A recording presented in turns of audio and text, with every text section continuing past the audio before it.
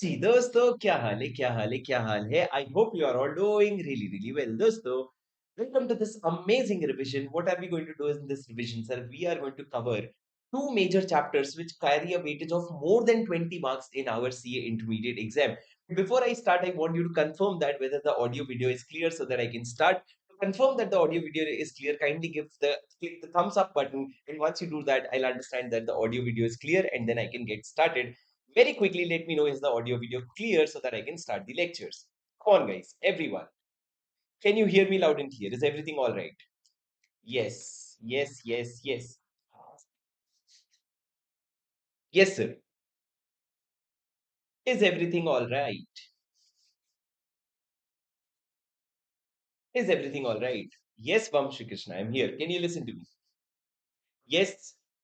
All right, guys, thank you so much. I got your message that the audio video is clear. Now we are going to start this amazing, beautiful session where I promise you that you are going to learn the management and administration chapter in the shortest time possible, but yet in the most comprehensive manner. What I need you to do is, I want you to have your book in front of you, along with that, a paper and pen, because for some concepts, I might ask you to scribble along with me, that is, write along with me. That is how you are going to cover this whole chapter. Okay, guys. So before I start, let me tell you what about management and administration. If I tell you, sir, this chapter is divided into two parts. This chapter is divided into two parts. Can you tell me what are the two parts, sir? Sir, this chapter is basically divided into, sir, two parts for us. One would be register and annual return. One would be register and annual return, and the other part is a general meeting. The other part is general meeting. So what we are going to do, sir, we are going to first cover the general meeting part, which is very important, and it starts from section number 96, section number 96, and goes on till section number 122.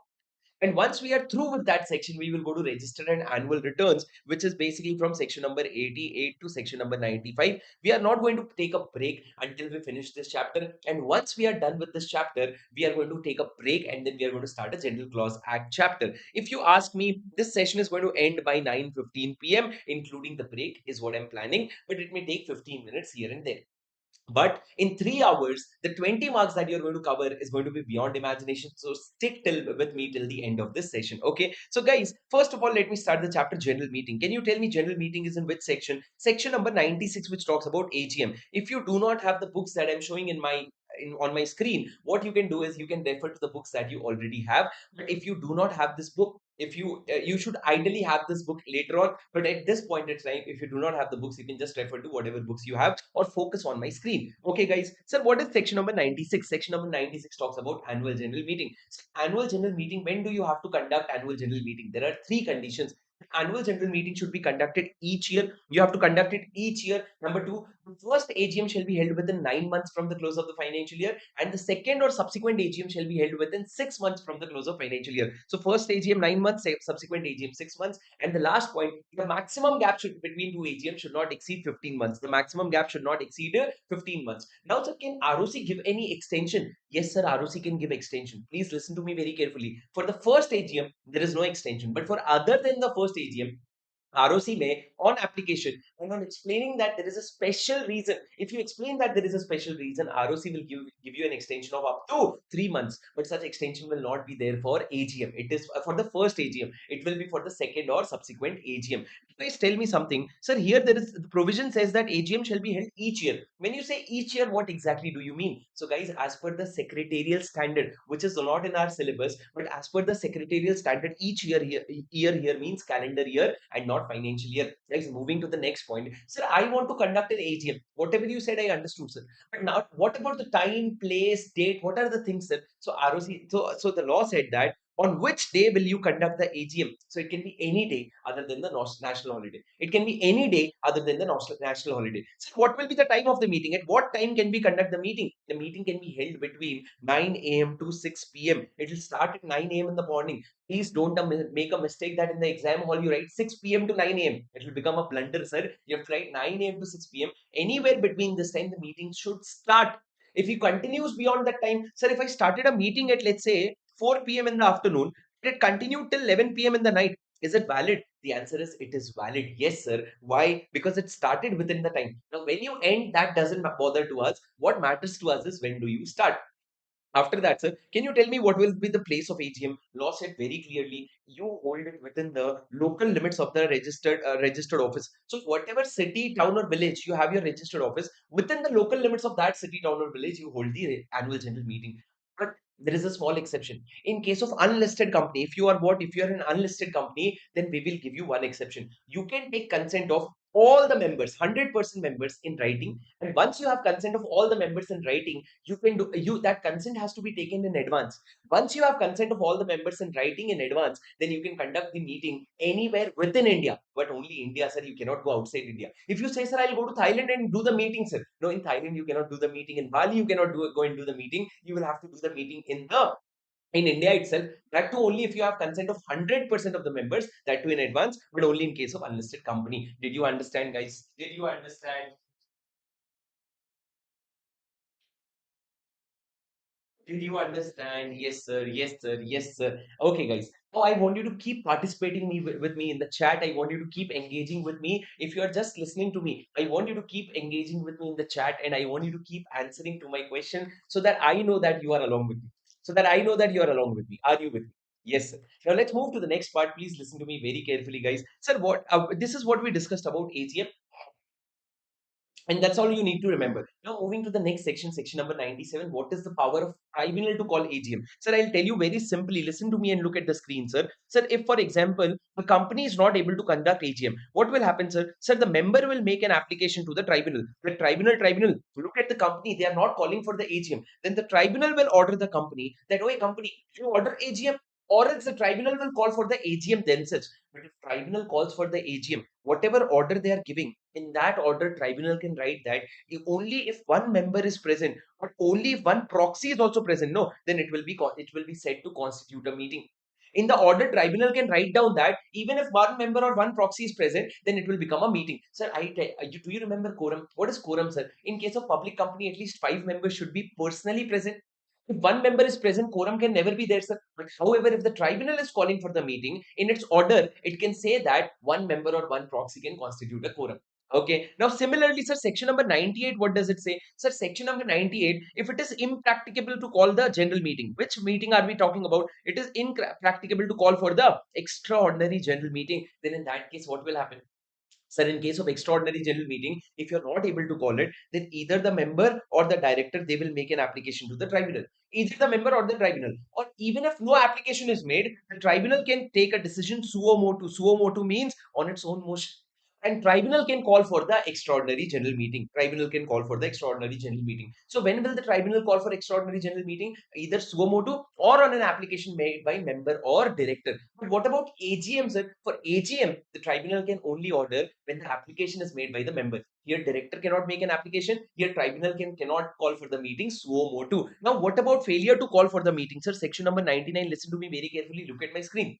Sir, what about failure to call meeting? If under section number 96 or 97 or 98, you are not able to conduct the meeting, what will happen? What will happen? Guys, if you are not able to conduct the meeting, in that case, what will happen basically? What will happen is, please listen to me very carefully. You will be liable for a fine of 1 lakh rupees and for a daily fine of 5,000 rupees per day. Daily fine of 5,000 rupees per day. So if you imagine that there was a delay of 4 days, if the delay was of 4 days, then you will have to pay 1 lakh rupees base fine plus 20,000 rupees for the 4 days. So total you will have to pay 1,20,000 rupees in case of the delay in annual general meeting. Are you with me? Guys, are you with me? Yes, sir. After that, let's move to section number 100, which is very important, extraordinary general meeting. Can you tell me, sir, who calls for the extraordinary general meeting? Listen to me very carefully and look at my screen. This is something called as scribble revision. Look at my screen and listen to me very carefully. Sir, who calls for the extraordinary general meeting? Two people can call for the EGM, sir. Sir, either board can call themselves or some requisitionist can call for the extraordinary general meeting.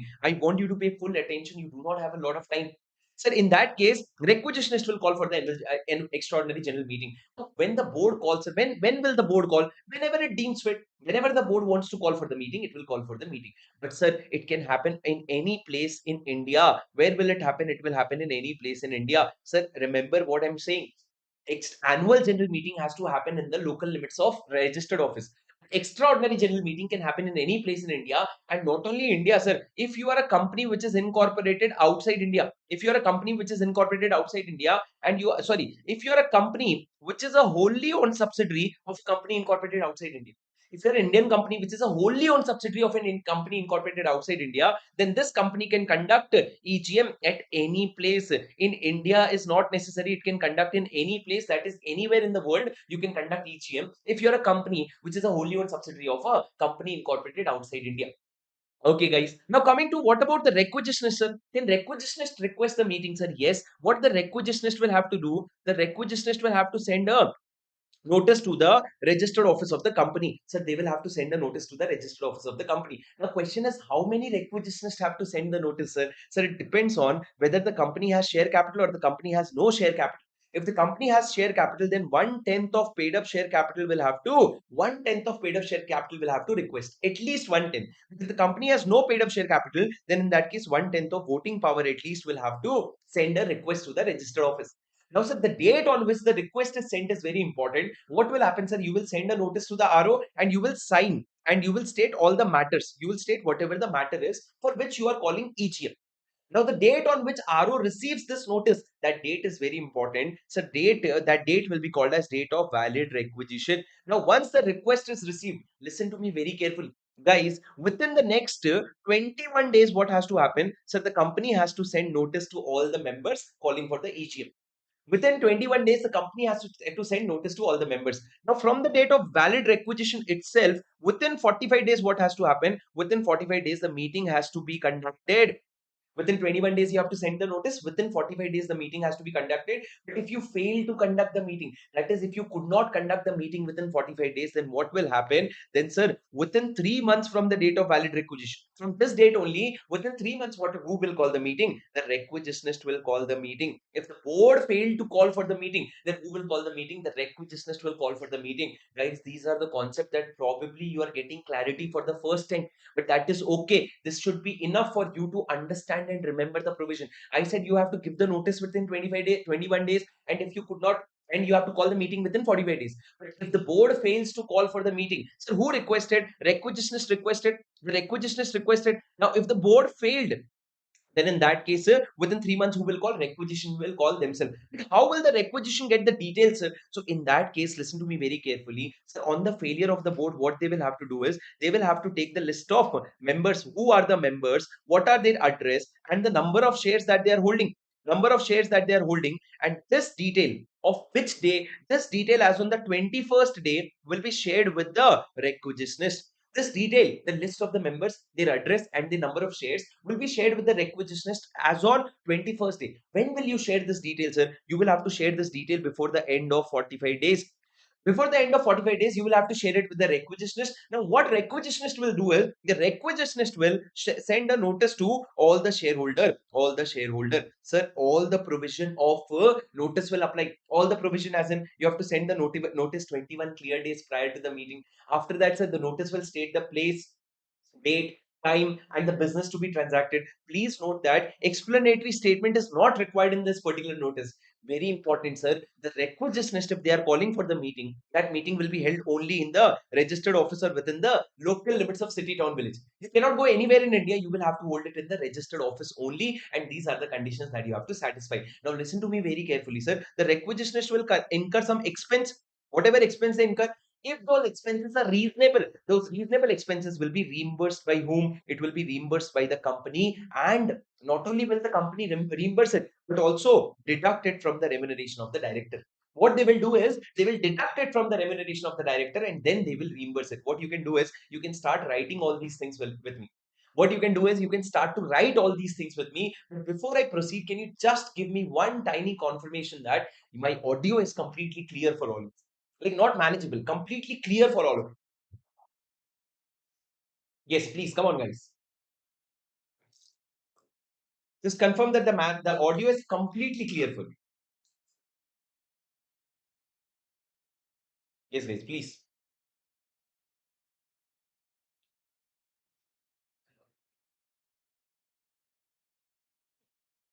Yes, perfect, perfect, perfect, perfect, perfect. It is completely clear. All right, great. It is completely clear. Perfect. All right, guys, let's move forward. Please listen to me very carefully, sir. Sir, what did I increase? Let's increase the audio a little bit. Okay, let me do that. One second. Here we go. Here we go. Check, check, check, check, check. Um, Here we go. Check, check, check, check, check, check, check. And I think the audio should be now perfectly loud and clear. Okay, guys. Now the audio will be relatively loud and clear for all of you. Now listen to me very carefully, sir. The provision that I just explained was what? Section number 100. So if you see, I covered all the points of section number 100 from your notes, stating that every possible thing that you need to know, I've stated all the things. Beyond this, there is not a single point that you need to understand. Now let's move forward, sir. Listen to everything that I'm telling you, and you will be able to understand everything, guys. Listen to me very carefully, and if you want, please write it along with me, because that is the easiest way to revise.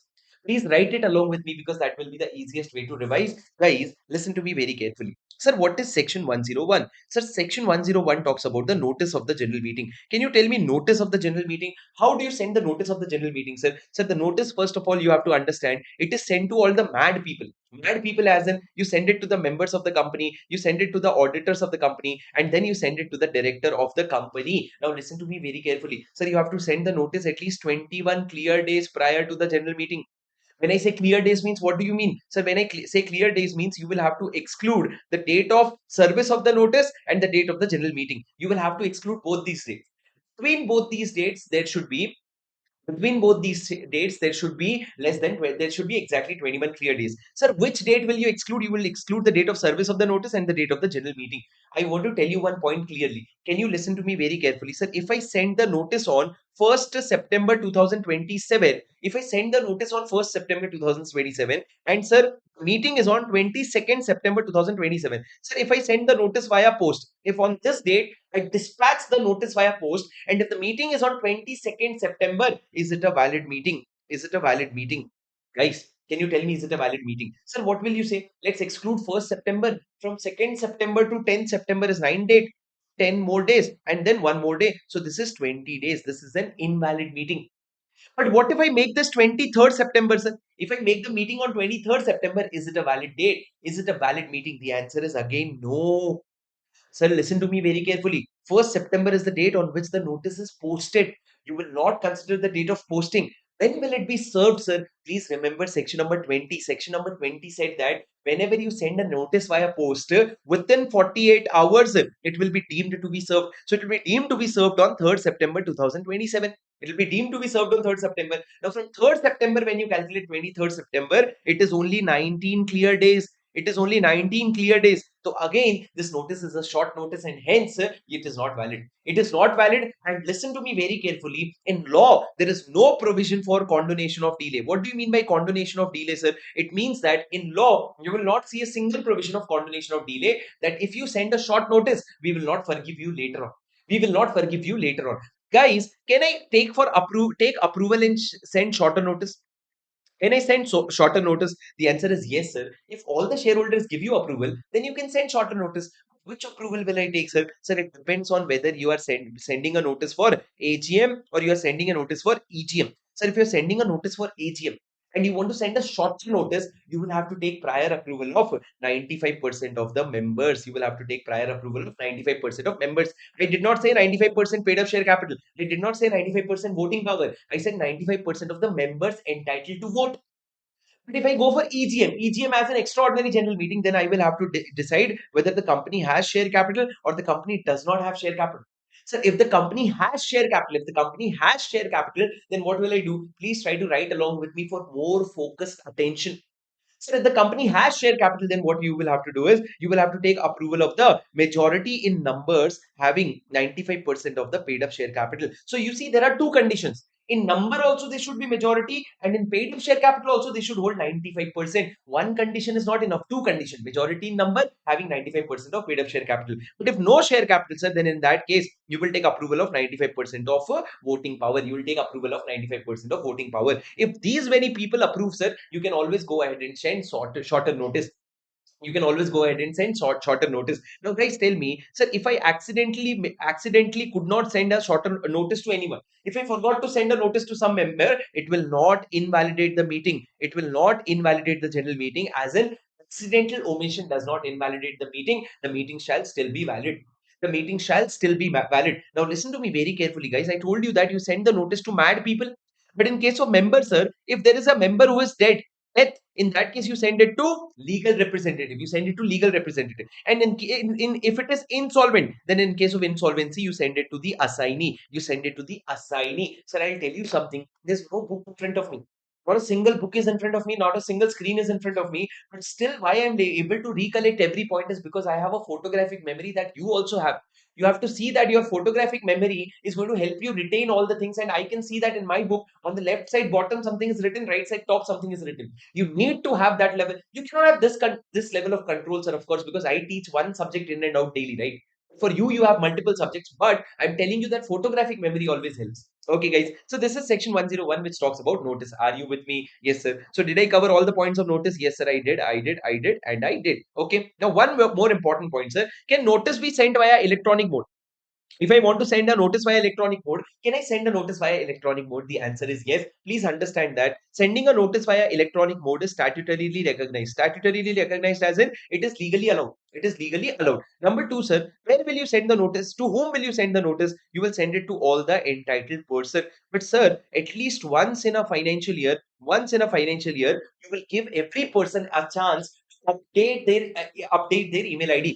Notice has to be this chance has to be given at least once in a financial year. Now, next point, guys, listen to me very carefully. So, the notice, how will you send the notice? It can be sent as text, it can be sent as attachment, or it can be sent as URL. In the email, you can send it in the text format, attachment, or URL. This is how you can send the notice. And the fifth important point, when you send it via email, in the subject line, you will have to give all the details. That is the type of meeting, the day of meeting, the date of meeting, and the time of meeting, and the place of meeting. All the details you will have to give in the subject line itself. So it has to be a very detailed notice. And in this email, when you send it via electronic mode, remember that it is statutorily recognized. You will send it to the entitled person only once in a financial year, and then in the format of text, attachment or URL, and the subject line has to be very descriptive. Are you with me, guys? Yes or no? Are you with me? Yes, sir. Now tell me something, sir. Sir, the notice period was how much? The notice period was 21 clear days, right? But in case of a Section 8 company, it will come down to 14 clear days. In case of a Section 8 company, it will come down to 14 clear days. Now, next point, very important. Listen to me. Sir, a company's obligation is only to send the notice, to transmit the notice. If I send you an email, but you did not receive that email, that is not my problem. So, company is not responsible for transmission beyond control. If it is not in my control, company is not responsible. You are responsible only if it is in my control. So, something which is not in my control, I will not be responsible. Guys, are you with me? Yes, sir.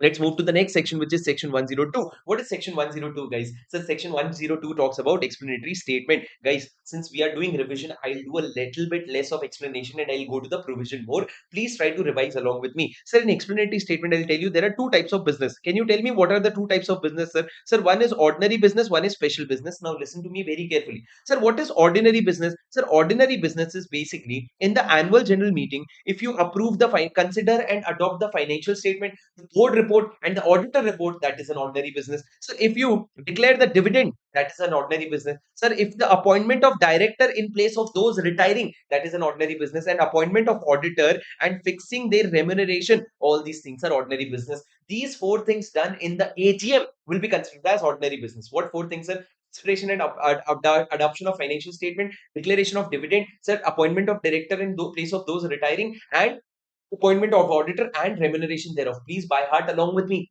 Then apart from that, sir, any other business that you do in the AGM, any other business that you do in the AGM will be considered as special business. And in the EGM, sir, all the business will be considered as a special business. Sir, if a business is special business, what is the importance? What is the role? The role is that for every special business, you will have to attach an explanatory statement. You'll have to attach an explanatory statement. In that explanatory statement, listen to me very carefully. In a special business, what about special explanatory statement? In that, sir, you will disclose two things primarily. Please listen to me very carefully. Everything will be set in your mind in the form of story. Everything will be set in your mind in the form of story. Sir, explanatory statement. Two things you will write in the explanatory statement. Number one, sir, you will have to first of all write down the nature of interest. Nature of interest. Does any of your director, does any of your key managerial person or manager, any of their relative, do they have any interest in this transaction?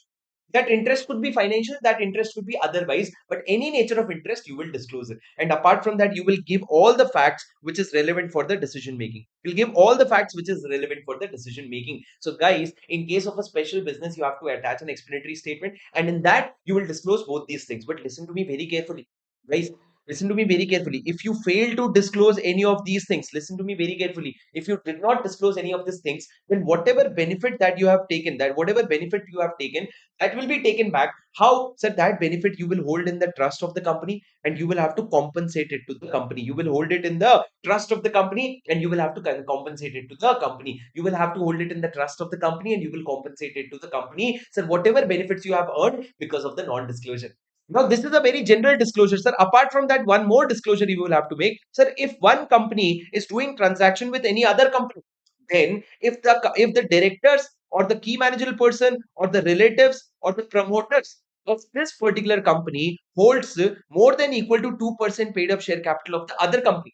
What did I say, sir? If a company is doing transaction with the other company, and if the promoter, director, key managerial person, or relative of the first company has holds more than equal to 2% of the paid up share capital, then that also you will have to disclose. It is mandatory that you disclose this, otherwise we will punish you.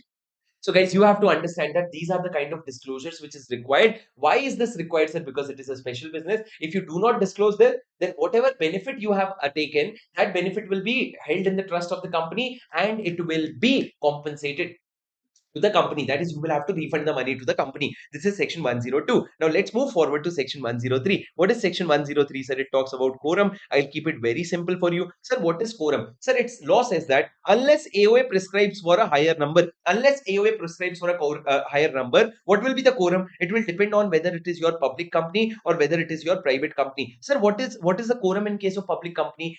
Depends on the number of members. Depends on the number of members. Sir, if you have up to 1000 members, then the quorum will be 5 members personally present. But if you have more than 1000 but you have less than equal to 5000 members, the quorum will be 15 members personally present. And if you have more than 5000 members, the quorum will be 30 members personally present, unless AOA prescribes for a larger number. Guys, listen to me very carefully. Sir, if you have exactly 1000, then the quorum will be 5. Exactly 5000, the quorum will be 15. You will forget this in your exam. I said exactly by 5000, exactly 1000, quorum will be 5 members. Exactly 5000, the quorum will be 15 members. But in case of private company, the quorum will be only 2 members personally present. However, listen to me, for the purpose of quorum, you will never count proxy. Proxy will never be included, only members personally present. Guys, after that, listen to me very carefully, sir. When will you check quorum? So basically, within half an hour of the start of the meeting, quorum must be present. If the quorum is present, then the meeting is valid. What if the quorum is absent? If the quorum is not present, then what will you do? Then the meeting will be adjourned. When will, to what date will you adjourn the meeting? Listen to me very carefully. To what date will you adjourn the meeting? So the meeting will be adjourned to the next week, same day, same time, same place, or such other date as the board may decide. So next week, same day, same time, same place, or to the other date as the board may decide. But for the adjourned meeting, sir, you will have to give a 3 days prior notice. You'll have to give a 3 days prior notice. This notice, sir, either you can give individually also, or this notice you can give via publishing in the newspaper also. Either individual notices also you can send, or you can publish it in the two newspaper. What are the two newspaper? English newspaper and vernacular newspaper. So, guys, what you can do, the meeting will be adjourned. So listen to me very carefully. Sir, if I called for a meeting on 10th September, let's say it got adjourned to next week. So next week will be 17th September. Now the question is, will you give notice? Yes, sir, the notice will be given at least 3 days before the general meeting. So, sir, in the adjourned meeting also, if the quorum is not present, then what will you do, sir? If the adjourned meeting also quorum is not present, then the members present, whosoever members are present, those members will be deemed to be quorum. These members present will be deemed to be quorum. So in the adjourned meeting also, if members are not present, then the members whosoever are present will be deemed to be the quorum. Guys, are you with me? Guys, are you listening to me? Yes, sir. But listen to me very carefully. So the meeting, for the first time, it gets adjourned, and in the second time, whosoever came will be considered as a quorum. But guys, listen to me very carefully. What if the meeting is called by the requisitionist? Sir, if the meeting is called by requisitionist and in requisitionist under section 100, and even in that meeting, if the quorum is not present, then in that case, the meeting will be straight away cancelled. It will not be adjourned. It will be cancelled. The meeting called by requisitionist will be straight away cancelled. Guys, are you with me? Yes, sir. This is the basic concept of your adjournment. Please listen to me very carefully. I'll quickly ask you one question which may be very, very relevant for your exam. Guys, I called for a meeting on 1st of September. Okay. In that meeting, in that meeting, quorum was present. Okay. A lot of people started to fight. A lot of people started to fight. So what did the chairperson do? So the chairperson adjourned the meeting. Why? Because a lot of people were fighting in that meeting. So we adjourned it to the next week. For what date did we adjourn it to? We said the meeting will now be on 8th of September. 8th of September. Okay, good deal, sir. Now tell me, sir, in the 8th of September, in that meeting, quorum was not present. Quorum was not present. In the adjourned meeting, quorum was not present. What will happen to this meeting? Will it be adjourned further, or will it be cancelled, or the number of members present will be deemed to be quorum? What will happen? What will happen? Sir, this is the adjourned meeting. But very interestingly, as we don't have a lot of time, sir, the answer is that it will be adjourned again. What, sir? The members present will be deemed to be quorum, no? It is the adjourned meeting, no? In adjourned meeting, deemed quorum. No, guys, the first meeting was adjourned not because of quorum. It was adjourned because of a fight. So for quorum, it was not adjourned. Now quorum is lacking. So we will give one more chance. So whenever quorum is lacking, we will do adjourn further. Now in the adjourned meeting, which might be on let's say 15th of September, in that meeting, if quorum is not present, then the members present will be deemed to be quorum. Cancel will not happen. The only thing that can happen is it will be adjourned further or the members will be deemed to be quorum. In this case, why was it adjourned? Because this was the first time that the quorum was not present. In this case, it was not adjourned because of quorum. In this case, as the quorum is not present, it will be adjourned for one more time. I am pretty sure even in the regular classes, you would not have had this kind of clarity. But now coming back, guys, this is section 103, complete coverage, sir. Tell me something. You know all the points about quorum, but will you count proxy for the purpose of quorum? The answer is no. Side by side, I'll also cover section number 112 and 113. Sir, what is 112? 112 says that, sir, even the president or the governor or the body corporate, all of them can appoint a representative. Please understand that representative is different from proxy. Representative will be deemed to be a member, which means what? Will the representative will be counted for quorum? Yes, sir, he will be counted for quorum. Can he appoint a proxy? Yes, sir, he can appoint a proxy too. But proxy will he be counted for the quorum? No, sir, that proxy will not be counted for quorum. Sir, can a representative appoint proxy? The answer is yes. Sir, now tell me, in the meeting, a person came, Mr. X, who is representative of A Limited also, who is representative of B Limited also. Mr. X, one person came who represents two body corporates. Sir, you will count him as one or two or zero. How much will you count him? Sir, if you're representing two body corporates, you will be counted as, quickly answer, will be counted as two and not one. Sir, even though you are a one person, but you are representing two body corporates, so you'll be counted as two members are personally present. This is section 112 and 113. Now, along with that, sir, we will go to section number 105, which talks about what? Which talks about proxy, which talks about what? Proxy. Are you ready to listen to me very carefully? Guys, are you ready to listen to me very carefully? Before we proceed, sir, if you are enjoying and if you're liking what we are doing here, then I would request you to hit a like button on this video. Sir, I'll keep a very nominal target of this video that we reach a like of at least 200. I want you to go check and make sure that 200 limit is reached. Okay. All right, guys. Let's move forward. Listen to me very carefully, guys. Section 105, proxy. What is proxy? Guys, listen to me very carefully. What is a proxy? So proxy is basically where in the company, if there is a member and that member is entitled to attend the meeting and vote at the meeting, then that member can appoint a proxy who will attend the meeting and vote on the behalf of the member. So if a member is entitled to attend and vote at the meeting, then that member will appoint a proxy who will attend and vote on behalf of the member. This is point number one, sir. Now listen to me very carefully, guys. This is about proxy. So now tell me, how many is the proxy? Does the proxy need to be a member? No, sir. The proxy need not be a member. The proxy need not be a member himself. He can be any person except in case of a section 8 company. So in section 8 company, the proxy also has to be a member. Now what is the limit on the number of proxies, sir? Can I be proxy for infinite number of people? No, sir. You can be proxy for only 50 members, that too holding 10% of the paid up share capital. Only 10% of the paid up share capital they should be holding in aggregate. If only a single person, If one shareholder is holding more than 10% of the paid up share capital, then he can appoint one proxy, and that one proxy will not act as a proxy for any other person. So, for example, sir, Mukesh Ambani or Ratan Tata, for example, let's say late Mr. Ratan Tata. If late Mr. Ratan Tata has 20% shareholding, then he can appoint me, one person, as a proxy, and I will not become proxy for any other person. I will be proxy only for Ratan Tata. Now, after that, guys, listen to me very carefully. Sir, proxy, if you want to become a proxy, remember three time limits. Proxy, there is a form called as MGT 11. This MGT 11 will be signed by the appointer.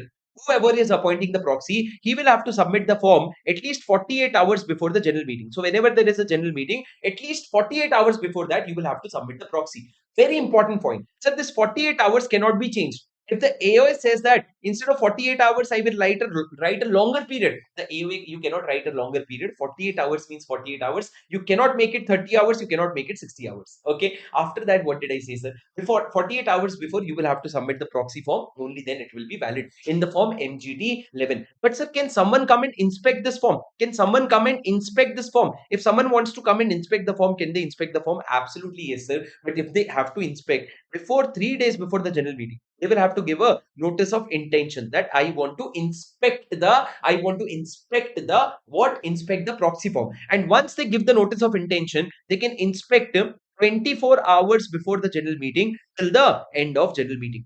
At least starting from 24 hours before the general meeting till the end of general meeting, they can do the inspection during the business hours. They can do the inspection during the business hours. Guys, are you listening to me very carefully? So basically, there are few time limits. Proxy forms you will have to submit 48 hours before the meeting, and if you want to inspect, you can inspect it, but you will have to give a 3 days notice, 3 days before the general meeting, and then you can inspect it 24 hours before the meeting till the end of the meeting, only during the business hours. Guys, are you listening to me? Yes, sir. Sir, this is the point for inspection. Now, sir, let me tell you something. Sir, company, when they send the notice, no, in that notice, they will have to state that if you're a member entitled to attend and vote, you can appoint a proxy. And number two, you shall not, the proxy need not be a member. These 2 points shall be written in the notice. But if you do not write this thing, you will be liable for a penalty of 5,000 rupees. Moreover, sir, the company cannot attach a list of proxies. The company cannot say that you can select one of these people as your proxy. No, sir. You cannot attach such a list. If you attach such a list, you will be liable to pay a fine of 50,000 rupees. But however, if a member requests you for a list, that, sir, can you give me some suggestion? Whom should I appoint my proxy? Then the company can give you a list. But without asking, company cannot give you a list. If the company gives you a list, the company will have to pay 50,000 rupees as a fine. Guys, are you understanding my point? Are you understanding my point? I can't tell you the pace and the detail that we are covering in this particular video. I can't tell you. It is something that is very amazing only if you have revised it earlier. Only if you have studied it earlier, then the depth and the space at which we are covering the concept is tremendous. Okay, guys. Now listen to me very carefully, sir. 105 is done. Now let's move to the next section. So to not break the sequence, let's do 104 also. 104 also. Sir, can the company appoint a chairperson? Yes, sir. Who will be the chairperson? So, guys, first thing first, the chairperson will be decided by the AOA, Article of Association. Article of Association does not say, then he will be decided by SOH, show of hands. By show of hands, you will decide the chairperson. Now, during the chairperson show of hands, if anyone demands for poll, then the poll will be conducted, and the poll will be conducted, and the chairpersons who become the chairperson during the poll, that person will become a chairperson till the end of the meeting. So by poll, the chairperson that you have appointed, he will continue till the end of the meeting. Guys, are you understanding my point? Yes, sir. This is the point for the chairperson. Now listen to me very carefully, sir. What is the responsibility of chairperson? The chairperson is responsible for the decorum of the meeting. He is responsible for decorum of the meeting, and the chairperson will have a casting vote. Casting vote as in second vote only if it is authorized by the AOA. Only if authorized by the AOA, the chairperson will have a casting vote also. Only if authorized by the AOA. Why, sir? Because if there is a tie, then someone needs to bring you out of that tie, and that chairperson will bring you out of that tie by putting a casting vote or a second vote, but only if authorized by the AOA. So chairperson comes from the AOA. If not by show of hands, if poll is demanded, then the chairperson appointed through such poll will become your chairperson. Guys, are you with me? Yes, sir. Let's move to the next section, which is section number 106. I want to ask any student who is watching this video later, do you have the courage to make it at 1.5x or 2x like you're watching for other faculties? Can you tell me at what speed? In the comment box, can you tell me later on who are watching recorded? Can you tell me in the comment box at what speed are you watching this particular video?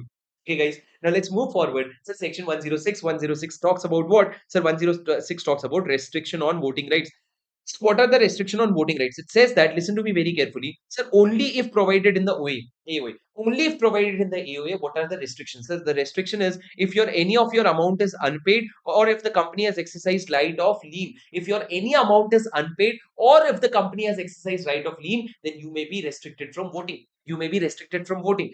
Apart from that, there is no other prohibition. Apart from that, there is no other prohibition. On no other grounds can you prohibit a shareholder from voting. The only two grounds is you if the calls are unpaid, or where the company has exercised right of lien, and that too only if it is mentioned in the AOA. That too only if it is mentioned in the AOA, otherwise it is not allowed. So point number 3, you have to remember, guys, listen to me. If I have 1,000 shares, if I have 1,000 shares, that means I have 1,000 voting rights. Now it is up to me how I use that 1,000 share votes. That 1,000 votes, what I can do is, instead of using the whole 1,000 vote, you can just go and give 300 votes. Is that okay? Yes, sir, it is absolutely allowed. Sir, instead of giving 300 votes, what I can do is I will give 700 votes in favor. I will give 700 votes in favor and 300 votes against such resolution. Can I do like this, sir? I have 1,000 votes. I said 700 votes in favor and 300 votes against such resolution. Can I do it? The answer is yes. The answer is absolutely yes, you can do it. It is your vote, your choice. You can do anything that you want. It is clearly written in section 106.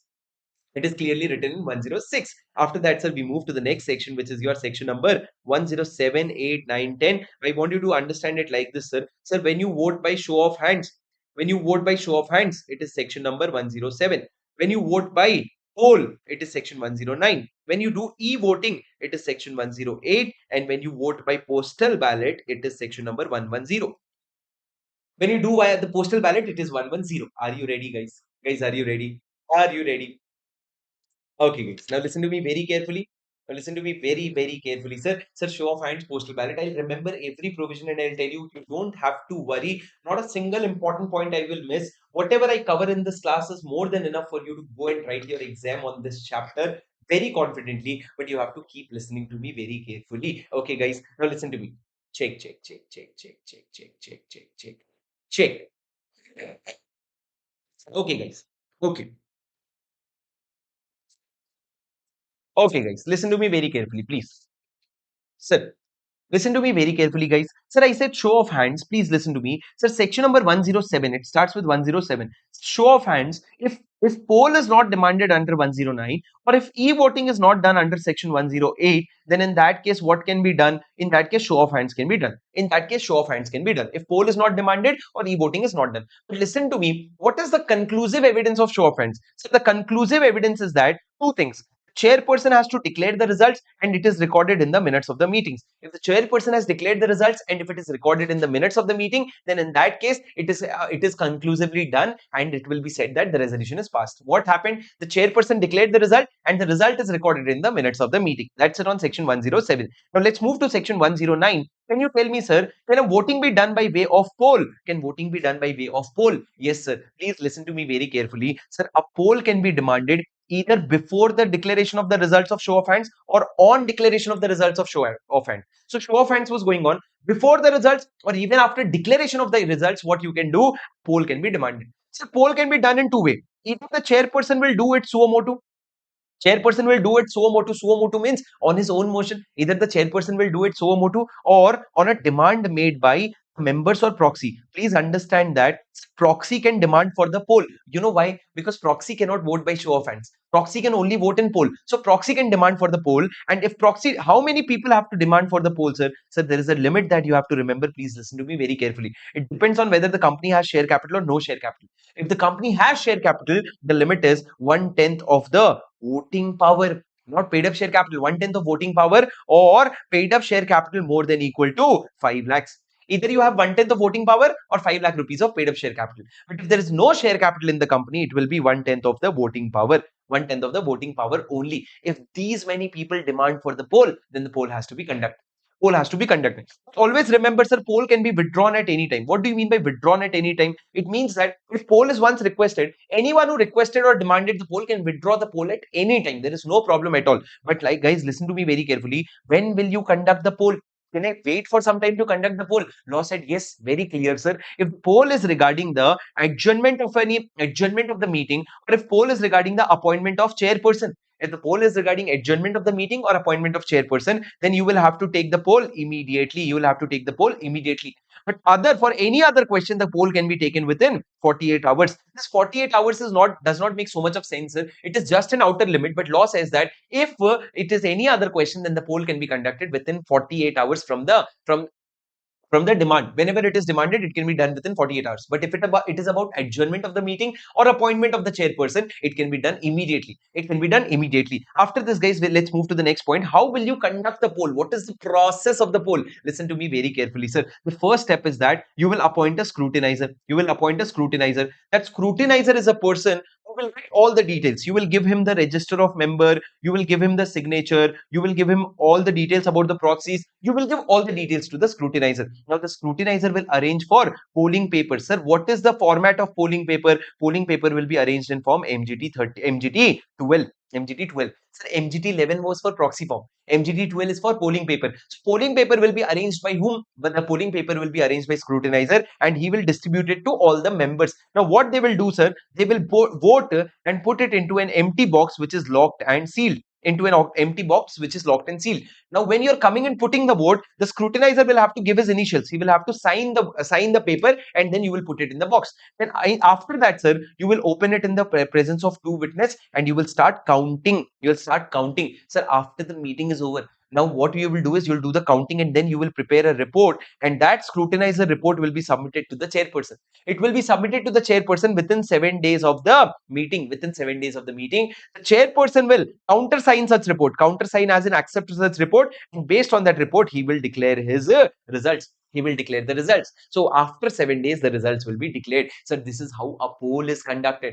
A poll is conducted. So for counting also, you need two witnesses, and after that, a report has to be made. In the report, you will say, sir, how many total votes were casted? What are the number of valid votes? How many votes were in favor? How many votes were against such resolution? And based on that, what is the decision? And based on that, what is the decision? Guys, are you with me? Guys, it is, how are you with me? Guys, are you with me? Yes, sir. So this is your basic provision. This is your basic provision of point number of your poll. This is exactly how poll is conducted, and there is not a single point more than this that you need to remember. There's not a single point more than this that you need to remember. This is exactly how a poll is conducted. Okay, guys. Now let's move to the next point, sir. What is the next point? Section 108. What is 108, sir? E-voting. Very important point you have to remember. Sir, first of all, tell me, to whom is the e-voting provision applicable? Sir, it is applicable to two kinds of companies. Please remember very carefully. Sir, it is applicable to two kinds of companies. First, if you're a listed company, write along with me for better retention. Right along with me for better retention. If you are a listed company, sir, if you're a listed company, as in if your equity shares are listed on a recognized stock exchange, listed as in equity shares are listed. And second, if you're a company which has more than equal to 1000 members, if you are a company which has more than 1000 members, then you will have to provide the e-voting facility. But sir, there are two exceptions. One is Nidhi company. For Nidhi company, even if you have more than 1000 members, e-voting is not required. Second, any any enterprise as per SEBI regulation, such as small or medium enterprise, if those enterprises are listed, then in that case, to them also e-voting is not applicable. So for Nidhi company and for enterprise as per SEBI regulation, e-voting is not applicable. For all the other listed companies and the companies having more than 1000 members, your e-voting provision is applicable. Now listen to me very carefully, sir. How does the e-voting system work? For that, you will have to read Rule 20, which talks about e-voting. You'll have to read Rule 20, which talks about e-voting. So what happens in the e-voting is, sir, basically voting happens, which is called as remote e-voting, and then voting happens during the general meeting also. During the general meeting. So in the remote e-voting, what is done? Sir, you use a e-voting system, and using that e-voting system, you do the voting. But in the general meeting, sir, you can use a e-voting system also, you can use a ballot paper also, or you can use a polling paper also. Any of these documents you can use for your meeting voting during the general meeting. Now listen to me very carefully, sir. Remote e-voting is open for minimum of 3 days. Minimum 3 days it has to be open, and it closes on the day before the general meeting at 5 p.m. It closes 5 p.m. on the day before the general meeting. For example, if the general meeting is on 20th September, so e-voting will close on 90th September evening 5 p.m. It will definitely close, sir. In the class, we see how to practically vote. I have shown you practical voting in the class. Now listen to me very carefully, guys. Remote e-voting, but listen to me very carefully. 19th September is when it will close, one day before evening 5 p.m. So you have to take a cutoff date for the purpose of e-voting, and that cutoff date will be maximum 7 days prior. Maximum 7 days prior to the general meeting, not earlier than that. 7 days prior to the general meeting, you will have a cutoff date. Now, all these details you will have to give in the notice to the general meeting, sir. So the notice of general meeting, you will print it in the, you will place it on the website of the company also. You will give it in the newspaper also. Sir, in the notice, what are you going to tell? Sir, you will tell that the company is providing e-voting facility, that you can vote in the remote e-voting also, or you can vote during the general meeting also. Now, you will also have to tell them how to log in, how to take the password, and how to vote. Some important things, remember, sir, once your votes has been casted, sir, once your votes has been done, it cannot be retracted, that is, it cannot be changed. However, if you have voted on all the resolutions, if you have voted on all the resolutions, you can still attend the general meeting. If you have voted on all the resolution, you can still attend the general meeting, and you will be also counted for the purpose of quorum. For the purpose of quorum, you will also be counted, and that is how it is going to work. And these are the things that you have to do in the e-voting. What will happen after the vote is done, sir? Same thing. You will appoint a scrutinizer. Guys, listen to me very carefully. A scrutinizer will be appointed. Sir, he will first calculate the vote which was held counted during the general meeting. Whatever vote was made during the general meeting, that he will count first, and after that he will count the votes of the remote e-voting. But when he is opening the remote e-voting vote, he will have to have a two witness around him, and based on that he will do the counting. Sir, after the counting is done, he will prepare a report, and that report will be given to the chairperson within 3 days, not 7 days, just 3 days. The chairperson will countersign the same and declare the results of the meeting. Declare the result of the meeting. So I'll take an example, sir. If the meeting was conducted on 20th September, and if the result is declared on 23rd September, when will the resolution be deemed to be passed? If the if the AGM is if the general meeting is conducted on 20th September and e-voting results are declared on 23rd September, when will the resolution be deemed to be passed? It will be deemed to be passed on the date of the general meeting. It will be deemed to be passed on the date of the general meeting. Guys, are you with me? Yes, sir. So the last concept, sir. Sir, how do we prevent dual voting here? How do we prevent dual voting? As in, if someone has already voted during the remote e-voting, how do we stop him from voting again at the general meeting? Why? Because the votes that are done at the remote e-voting, these are usually kept secret. These are usually kept secret. So, if the vote is done at the remote e-voting that is kept secret, how do you prevent dual voting at the general meeting? For that, sir, what did we say? For that, the name of the shareholder who have voted in the remote e-voting, kindly disclose that name to the scrutinizer. You don't have to tell the manner of the voting. Manner of the voting as in, did they vote in favor? Did they vote against? You don't have to tell these things. All you have to tell is that was the manner of voting. You don't have to disclose. You just have to tell the name of the shareholder. So once you tell the scrutinizer the name of the shareholder who have already voted in the remote e-voting, they will not be allowed to vote again in the general meeting. And that is how dual voting will be prevented. That is how dual voting will be prevented. Guys, are you listening to me? Guys, are you listening to me? Say yes or no. Sir, yes or no? Are you listening to me, guys? Say yes or no. Yes. Yes, yes, yes, yes, yes. Okay, guys, this is your section number 108. And along with section number 108 comes your section 110, which is very simple, sir. Sir, to whom is the provision of postal ballot applicable? Can you tell me postal ballot applies to whom? Who can do postal ballot? Law says that two things. If the central government asks you to do something via postal ballot, then it is mandatory for you to do it via postal ballot. But otherwise, suo motu also, you can do any business through a postal ballot. Any business can be transacted through a postal ballot except two kinds of business, sir. Ordinary business and other the business where the auditor or the directors have the right to be heard.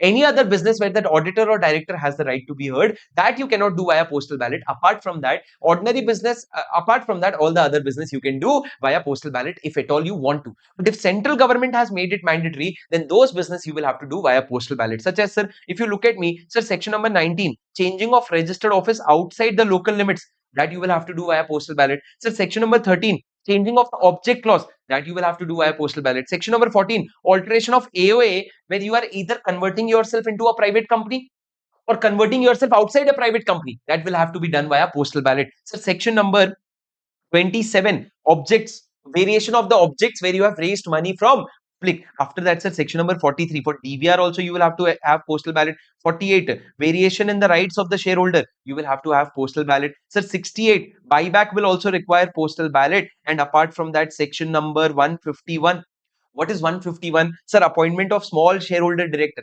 Appointment of small shareholder director. Section number 180, sir, sale of an undertaking by the company. Or section 186, giving of a loan or guarantee exceeding a prescribed limit. So these are something that you study in CA final in SPOM. But at this point, sir, for all these things, you will have to mandatorily pass a postal ballot. However, sir, if you're an OPC, one person company, or any company which has less than 200 members, less than equal to 200 members, for them, postal ballot is not required. Even if it is mandatory, for these two companies, it is not required. So if you're a one person company or a public company having less than equal to 200 members. So I'll give you a simple example, sir. If there is a company A Limited and they have 180 members and they want to issue DVR under section 43, differential voting rights, do they have to pass postal ballot? Do they have to pass postal ballot? Sir, if you see for DVR, postal ballot is made mandatory, but they will still not be required to pass the resolution through postal ballot. Why? Because they are a company. It is not written private company. It is written company having less than equal to 200 members. It is a company having less than 200 members. So postal ballot is not mandatory. You can do anyway. You can do it in the general meeting also. But sir, there is an overall exception. Let me tell you about that overall exception. Listen to me very carefully. There is a broader exception. What is that exception? The exception says, sir, listen to me very carefully. It says that, sir, if you are doing e-voting, if a company has e-voting facility in the general meeting, if the company has e-voting facility in the general meeting, then for things that are mandatory via postal ballot, instead of postal ballot, if you do it in the general meeting, that is also okay. What did I say? Sir, let's say for DVR, postal ballot is mandatory. Let's say for DVR, postal ballot is mandatory. But if instead of postal ballot, if you are doing it through general meeting in which there is e-voting facility, then that is okay, not a problem. We are very comfortable with that. There's no problem at all. Now for postal ballot, what you will have to do is, sir, you will have to send a notice, and that notice will give you a time of 30 days. How much time will it give you, sir? It will give you a time of 30 days, and 30 days you will have to vote. In 30 days you will have to vote. Within 30 days you will have to vote. Now apart from that, sir, what are there any important points? Sir, the only important point that you have to remember, all the same point, you will have to appoint a scrutinizer. He will count the votes, he will give the reports, and the results will be announced. The reports will be given within 7 days. The only point is rule number 20. The rule number 20 which you studied in section 108 will apply mutatis mutandis. That is, that rule will apply as it is. Will apply mutatis mutandis, as in that rule will apply as it is. But apart from that, these are the only provisions that I told you. I'm telling you, there is no book in front of me. You look at the consistency with which I'm looking at the camera. You need to remember these points, sir. You need to have these all in your mind because you have your exam. So you need to understand these points, sir. By now, we have completed section 110. At this point, I want to ask you a question. Are you understanding? Is the pace okay for you? Should I speed up? Should I reduce? Or is it perfect? I need your yeah, I need your answer. If it is good, then good. Otherwise, I can slow down or I can speed up. You tell me how is the speed for all of you. Are you understanding, guys? Yes. Are you sure? Mahalakshmi is saying speed up. Oh, boss, I cannot speak beyond this. This is the fastest I can speak. Okay, this is the fastest I can speak. I want everyone of all of you to vote. So this is the fastest that I can speak. I cannot speak faster than this. Okay, so few people are saying speed up. Okay, you are okay. So that means that you are able to recollect along with me, huh? Perfectly all right. Okay, guys. So meanwhile, what you can do is if you have this book, you can keep going through this book. You can keep skimming through this book. This book has everything covered in detail. This book has everything covered in detail. All the keywords that I have written in this book is covered in your notes. The thing that I'm writing in the screen covers all the keywords basically. Okay, guys. Okay. All right, guys. Now listen to me very carefully, guys. Section 111. Please listen to me very carefully. You are done with section 112, 113. Now I'm going to use the book to cover the balance of the sections. I want you to remember along with me. Keep looking at the book. Recollect along with me. Guys. Sir, what is section number 111? Listen to me very carefully. Sir, section number 111 talks about circulation of a member's resolution. So, for example, sir, general meeting is already being called. In that existing general meeting, you want to do two things. Number one, you want to add a new resolution. You want to add a new resolution, or to the existing resolution, you want to give a new statement. So, a member, so if you're watching, if you're A general meeting is already happening. What you are doing is, a general meeting is happening. You already want to add one more resolution. So for example, there are four business. You want to add a fifth business. And also for the second business, you want to add an additional statement. Can you do that, sir? Yes, you can do that. What you will have to do is, you will have to give a requisition to the company. That requisition will be given by such number of members as given in section 100. Sir, what is given in section 100? 1/10 of paid up share capital or 1/10 of voting power. If that many people go and give a requisition, then in that case, what will happen? Sir, the company shall give a notice to the members of any resolution intended to be moved and circulate to the members any statement with respect to matters referred in the proposed resolution. You can add a new business also, and for that resolution, you can give additional statement also. So if you give a requisition to the company will give a notice of the new resolution and circulate it to the members.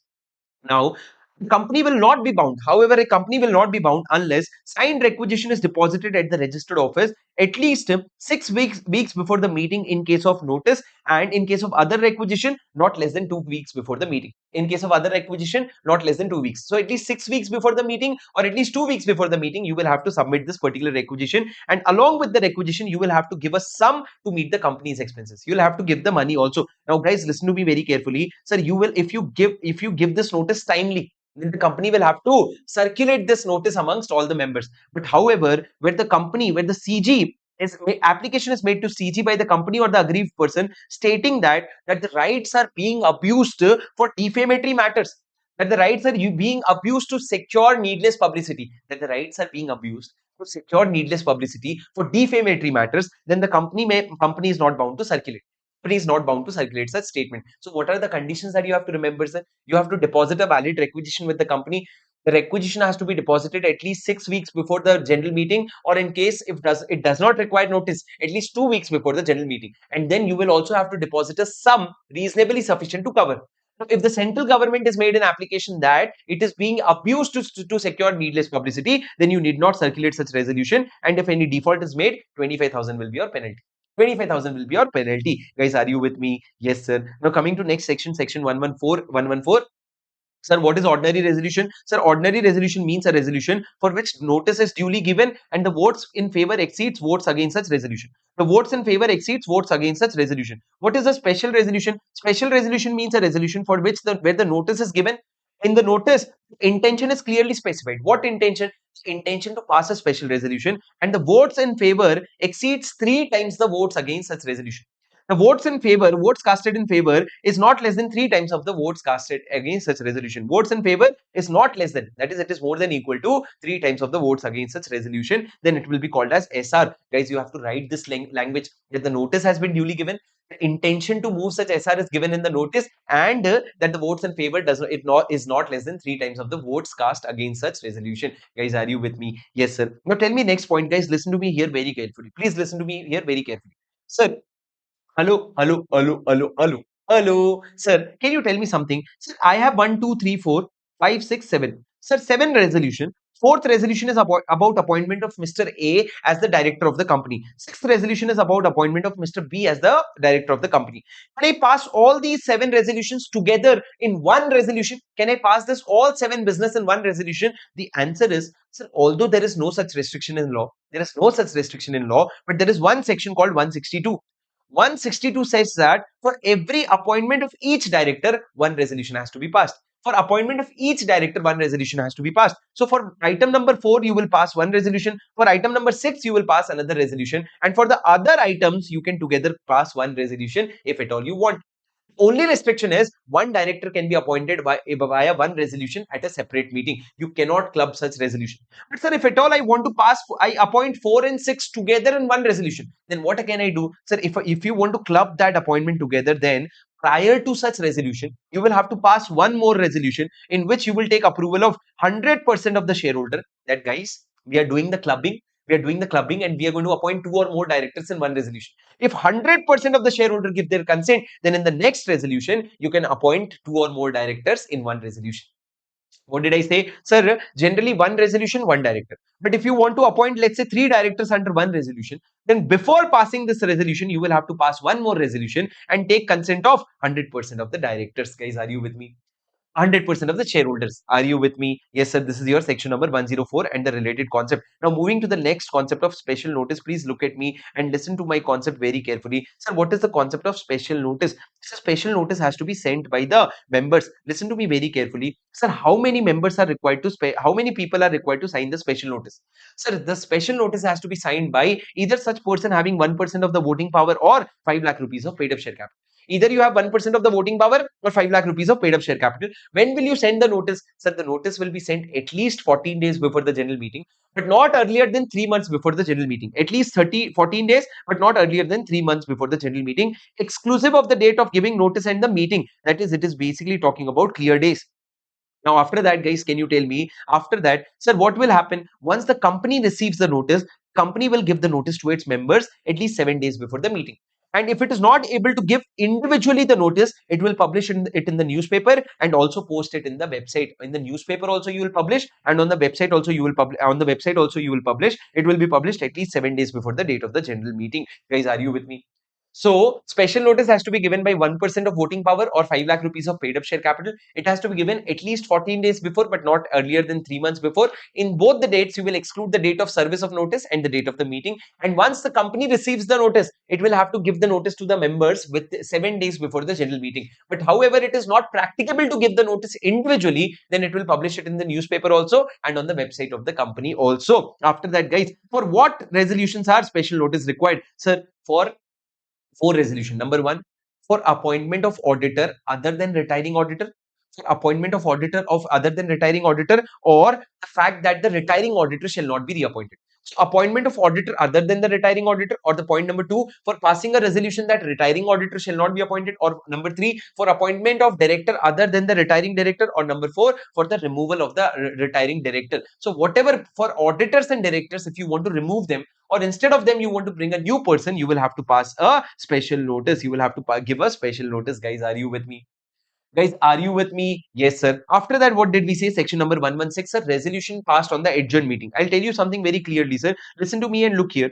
If a meeting is called on 10th of September, but because of some reason it was adjourned. Now, the adjourned meeting is on, let's say, 17th of September. 17th of September. 17th September is the adjourned meeting. Now, let's talk about resolution 1. This resolution 1 was passed on the adjourned meeting. This resolution 1 was passed on the adjourned meeting. Most of you must be knowing that an adjourned meeting is nothing but merely a continuation of the original meeting. Adjourned meeting is nothing but merely a continuation of the original meeting. Can you tell me this resolution 1 that is passed in the adjourned meeting, will you say that it is passed on 17th of September, or will you say that it is passed on 10th of September? Because 17th September is a meeting, it is a meeting which is actually continuation of the 10th September meeting. So, sir, law clearly said that, please don't get confused. When was the resolution actually passed? It was actually passed on 17th September. So, it will be said to be passed on 17th September only, and not on any earlier date. Not on any earlier date, it will be said to be passed on 17th September only. That is what section 116 clearly says. It says that where a resolution has been passed in the adjourned meeting, it shall be treated as passed on that day on which it is in fact passed, and not on any earlier date. And not on any earlier date, it will be deemed to be passed on 17th of September only. Guys, are you with me? Are you with me? Yes, sir. Then after that, sir, section 117, not very important. Resolutions and agreements to be filed with ROC. Sir, whatever resolutions you are passing or whatever agreements you are entering into with, you will have to pass it with the ROC within 30 days. You will have to file it with the ROC in form MGT 14 within 30 days of passing thereof. Whatever special resolution, ordinary resolution, whatever resolution you have, you file it with the ROC. Sir, can we access such resolution? Sir, if you go to ROC, you can access all the resolution, but realize that board resolution cannot be accessed. You cannot access to board resolution, even though that is filed with the ROC, it cannot be accessed, but all the other resolution can be accessed. After that, sir, come to section 118. Please listen to me very carefully. Sir, minutes of the meetings are very important concept. Sir, minutes of the meetings, please listen to me very carefully. Sir, there are three keywords that you have to understand, that the minutes will be prepared, signed, and kept in the minutes book of the company. It will be prepared, signed, and kept in the minutes book within 30 days. Okay. Okay, guys, are you with me? Yes, sir. Sir, the minutes book will be prepared, kept and signed in the minutes book. Sir, for what are you creating minutes? Minutes are made for which meeting? Sir, it is made for general meeting. It is made for board meeting. It is also made for the meeting via postal ballot. It is also made for resolution passed via postal ballot. Sir, let's talk about preparation of the minutes first. Let's talk about preparation of the minutes first. Sir, how will you prepare the minutes? Sir, minutes are basically a fair and correct summary of the proceedings. It is prepared as per the secretarial standard. And guys, in case of board meeting, if you're making minutes of the board meeting, you also say the name of the directors present, and where a resolution is passed, the name of the dissenting directors. You say, in especially for board meetings, sir, this cannot happen for general meeting because there are so many people. But in board meeting, what you will say, sir, the name of the directors who are present, and for a particular resolution, if it is passed, the name of the dissenting directors also you will say. Apart from that, sir, can you tell me if the minutes are being made, can something be removed out of that minute? Can something be removed out of that minutes? So law says yes. So the direction, the chairman has absolute discretion. The chairman has absolute discretion to remove anything that is defamatory or which is irrelevant or which is detrimental to the interests of the company. What did I say? I said which is anything which is DID. What is DID? Anything which is defamatory, anything which is irrelevant, or anything which is detrimental to the interests of the company. Those things can be removed by whom? Those things can be removed by the chairman of the meeting. It is the absolute discretion of the chairman. Are you with me, guys? Yes, sir. So you will have to prepare the minutes of the meetings and you will have to keep it properly. So now tell me, where will you keep the minutes? The minutes will each and every minutes will be kept in the minute books. Distinct minute books will be made. One minute book for general meeting, one minute book for board meeting, and in that you will keep the minutes. Sir, minutes of the proceeding shall be entered within 30 days of the conclusion of the meeting. You will have to make the minutes within 30 days of the conclusion of the meeting. And in case of resolution by postal ballot, you will have to add the following details: which resolution is proposed, what is the result of the voting, and what is the summary of scrutinizer's report. So basically, these are the things that you will have to add. Now come to the next very, very important point, sir. Sir, who will sign the minutes? Listen to me very carefully. Sir, who will sign the minutes book? Because signature is very important. Now, if you have prepared the minutes, now who will sign? Sir, it will be initialed. Every page will be initialed or signed. You can either initial it, sir, or you can sign it. Initial means the short initials. So all the page you can either initial it or you can sign it. But for the last page, you will have to write the date and it has to be properly signed. Who will sign it, sir? Sir, if it is the minute, if it is the minutes of the board meeting, then the chairman of that board meeting or the chairman of the next board meeting. Yeah, the chairman of that board meeting or the chairman of the next board meeting. But if it is minutes of the general meeting, then who will sign, guys? If it is a minute of the general meeting, then the chairman of the same meeting, the chairman of the same meeting within 30 days. But if he is dead or inability to sign, then a director duly authorized by the board of director will sign. General meeting, it is different. The chairman of that meeting will sign within 30 days, but if he is dead or if he is unable to sign, then any other director duly authorized by the board of director. But what if the resolution is passed by the postal ballot, sir? Then by the chairman of the board of director within 30 days. Who will sign? The chairman of the board of director. But if he is not able to sign, then any director who is duly authorized by the board of director. So chairman of the board of director in which the meeting in which such postal ballot is decided. So these are the people who will have to sign on the last page of the minutes book. Okay, guys. Now, who will preserve the minutes book, sir? Who will keep the minutes book? Listen to me very carefully. Sir, for the general meeting, it is different. For the board meeting or committee meeting, it is different. For general meeting, it is mandatory to keep it at the registrar office only. But for the board meeting, you can keep it any place where the board may decide. Because this is not accessible to the regular shareholder. So you can keep it at any place. But for the general meeting minutes, you will have to keep it only at the registered office. You will preserve it permanently in the custody of CS or director duly authorized by the board, in the custody of CS or person duly authorized by the board. Now, sir, if you do any tampering with the minutes, any chedchad, any tampering with the minutes, you will go to jail for 2 years and a fine of 25,000 to 1 lakh rupees. Fine of 25,000 to 1 lakh rupees. Guys, are you with me? Are you listening to the concepts? Are you listening to what I'm trying to say? Are you getting my points? Tell me, guys, do you understand? Do you understand? Bolo yes or no? Say yes or no. Yes. Yes, guys. Do you understand? Yes. Come on, guys. All right. Perfect.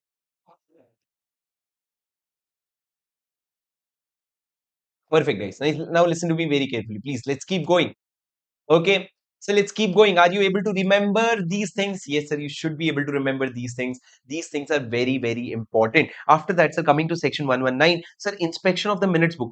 Anyone come and inspect the minutes book? Yes, sir. Absolutely. Sir, when you talk about inspection, you will also talk about whether they can take extract, whether they can make copies. So listen to me very carefully. So the minutes of the general meeting are kept at the registered office, right? It is kept at the registered office. We are not talking about board minutes. We are talking only about general meeting. It is kept at the registered office and it is open to inspection by any member without any charge during the business hours. You can come during the business hours and you can inspect it anytime. However, sir, in the AOA, if you want to restrict, you can restrict the business hours.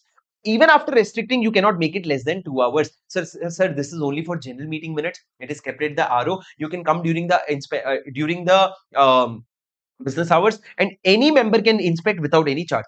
Any members can inspect without any charge.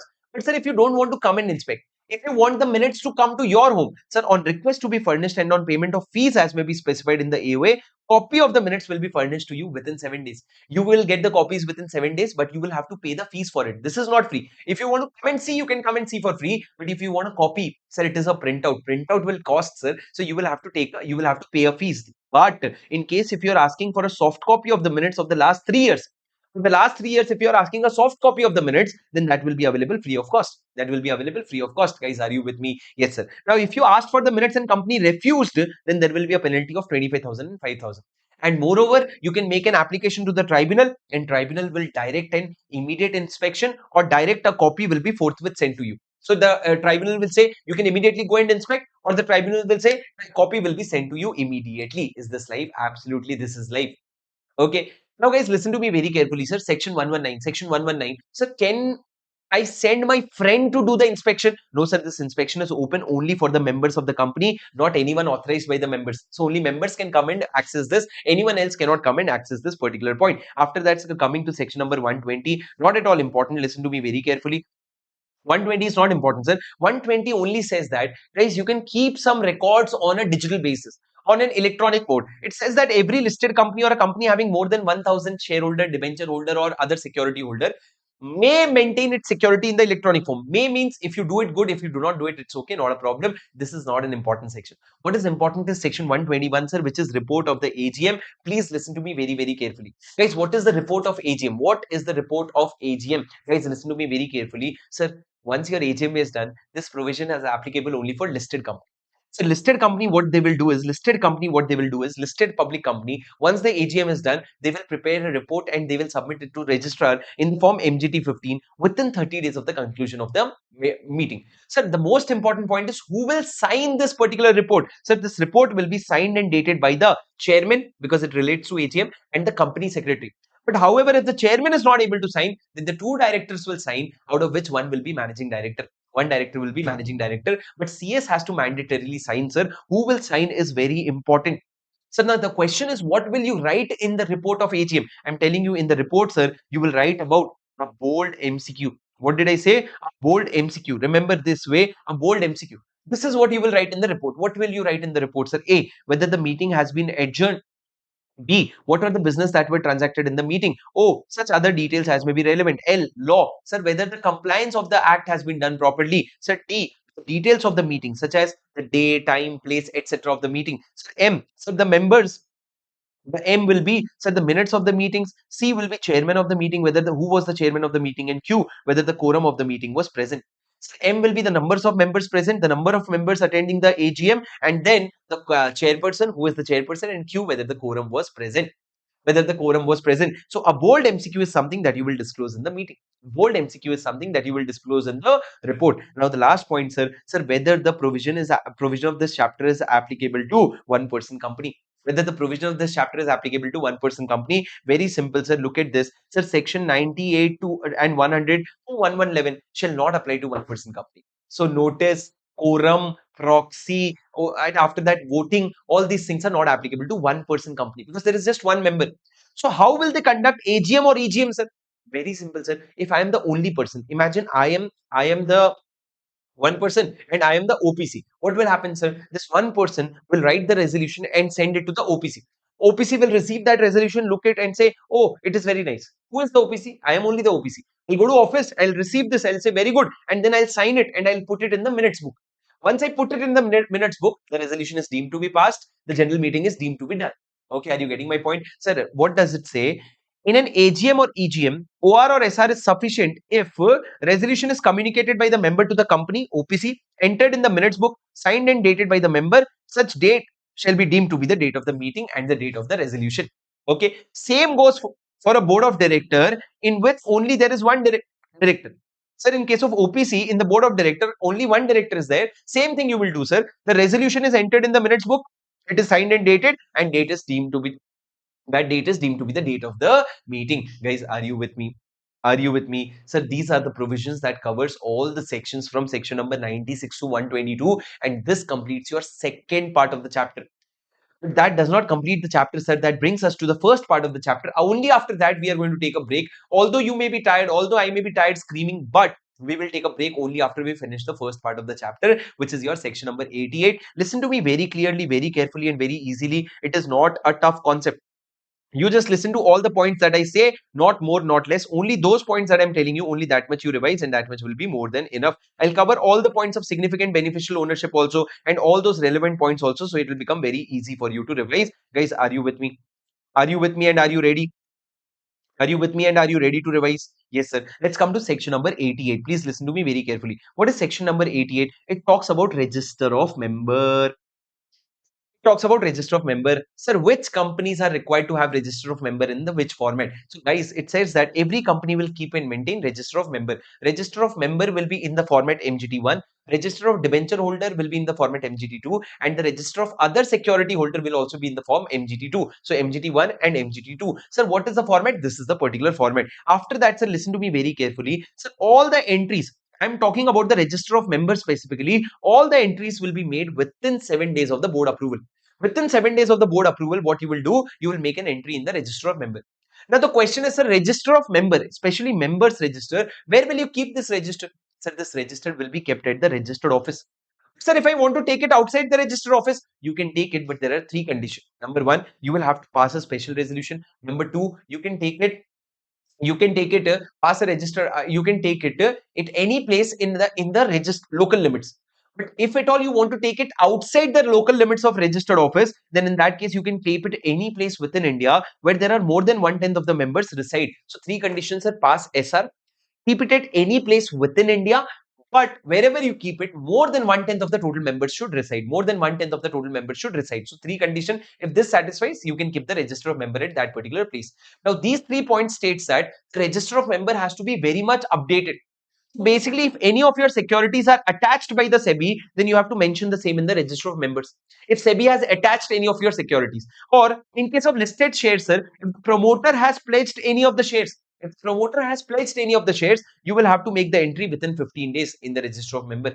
And third, sir, if there is change in the status of members, such as if the shares have been transferred to IEPF, if the member is dead, whatever has happened, you will have to record all those things in the register. So if SEBI attaches your shares, if the promoter pledges their shares, or if there is any change in the status, all these things have to be disclosed in the register of member. Which part is important? This part is important. Where do you keep your register of member? You can keep it in India at the registered office or any other place after passing a special resolution. Such place must be within India, and such more than one tenth of the total members should reside in that particular place. Look at the fact, it is more than one tenth. So if the company has total of 1000 members, if the company has total of 1000 member, at least 101 members should reside in that particular place.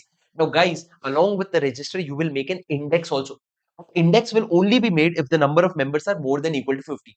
Only if half century is done, more than 50 is there, only if exact 50 is also there, then you will maintain an index. Otherwise, you will not maintain an index. After that, sir, there is a very pending topic of foreign register. For foreign register, questions can be asked. Sir, what is a foreign register? Listen to me very carefully. If your AOA authorizes, then company can keep a register outside India also. And outside India, you will keep a part of the principal register. That register will be called as foreign register, in which you will contain the detail of members, debenture holder, or other security holder who are residing outside India. You will not keep details of person who are residing in India, only details of person who are residing outside India. Now, please understand a few conditions, guys. Sir, a pending question for foreign register, a question has not come, but it can come anytime. Sir, what will you do with the foreign register? For example, I opened a foreign register in Dubai. For example, I opened a foreign register in Dubai. What will I do, sir? As soon as I open a foreign register, within 30 days of opening thereof, I will have to file a notice with the ROC in the form MGT3. I'll find a notice with ROC wherein I will state the details of the address.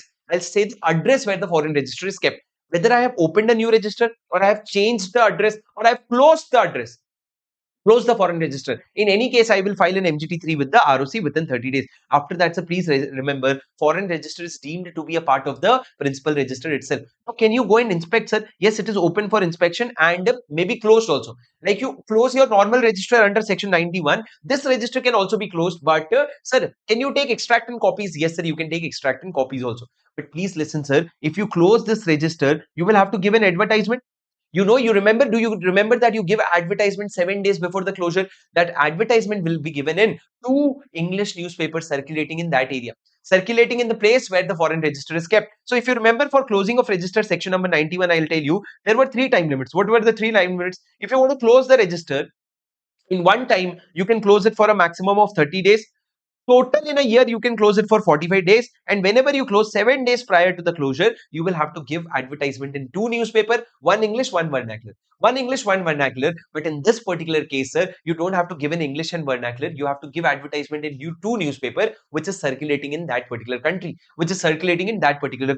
Now, after that, guys, listen to me very carefully. Sir, will you keep a backup of the foreign register? Yes, sir. For every foreign register, you will transmit the data to India within 15 days and a duplicate register will be maintained in India. Yes, sir. Can you discontinue the foreign register? Yes, sir. The whole data of foreign register, either you shift it to the Indian register, Indian principal register, or to any other foreign register. But after the data is transferred, you can discontinue the foreign register. But once you discontinue the foreign register, within 30 days, you will have to inform the ROC in the form MGT3. Okay. Now, sir, can a minor's name be entered in the register of member? The answer is no. Only a legal guardian's name can be entered. Minor cannot be a shareholder in his own name. Minor cannot be a shareholder in his own name. After that, sir, joint shareholder. Sir, can there be joint shareholder in the company? Yes, sir. But they will have to enter the name in a specific order. That is the order of seniority.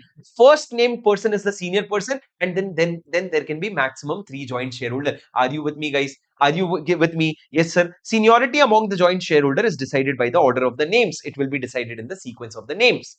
Okay, guys, this is your section number 88. After that, we come to section number 89. Very important, sir, and very basic. Just how much I tell you, that much only you do.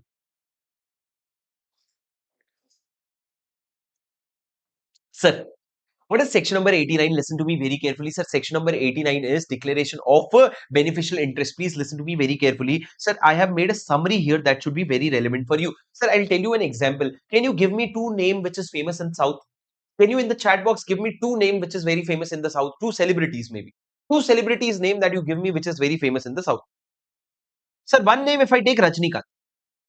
And that other person, if I'm not wrong, that nephew of Rajnikant, who is that nephew? I'm so sorry, guys. Nephew of Rajnikant. Very famous. Why this Kola very uh, nephew or something?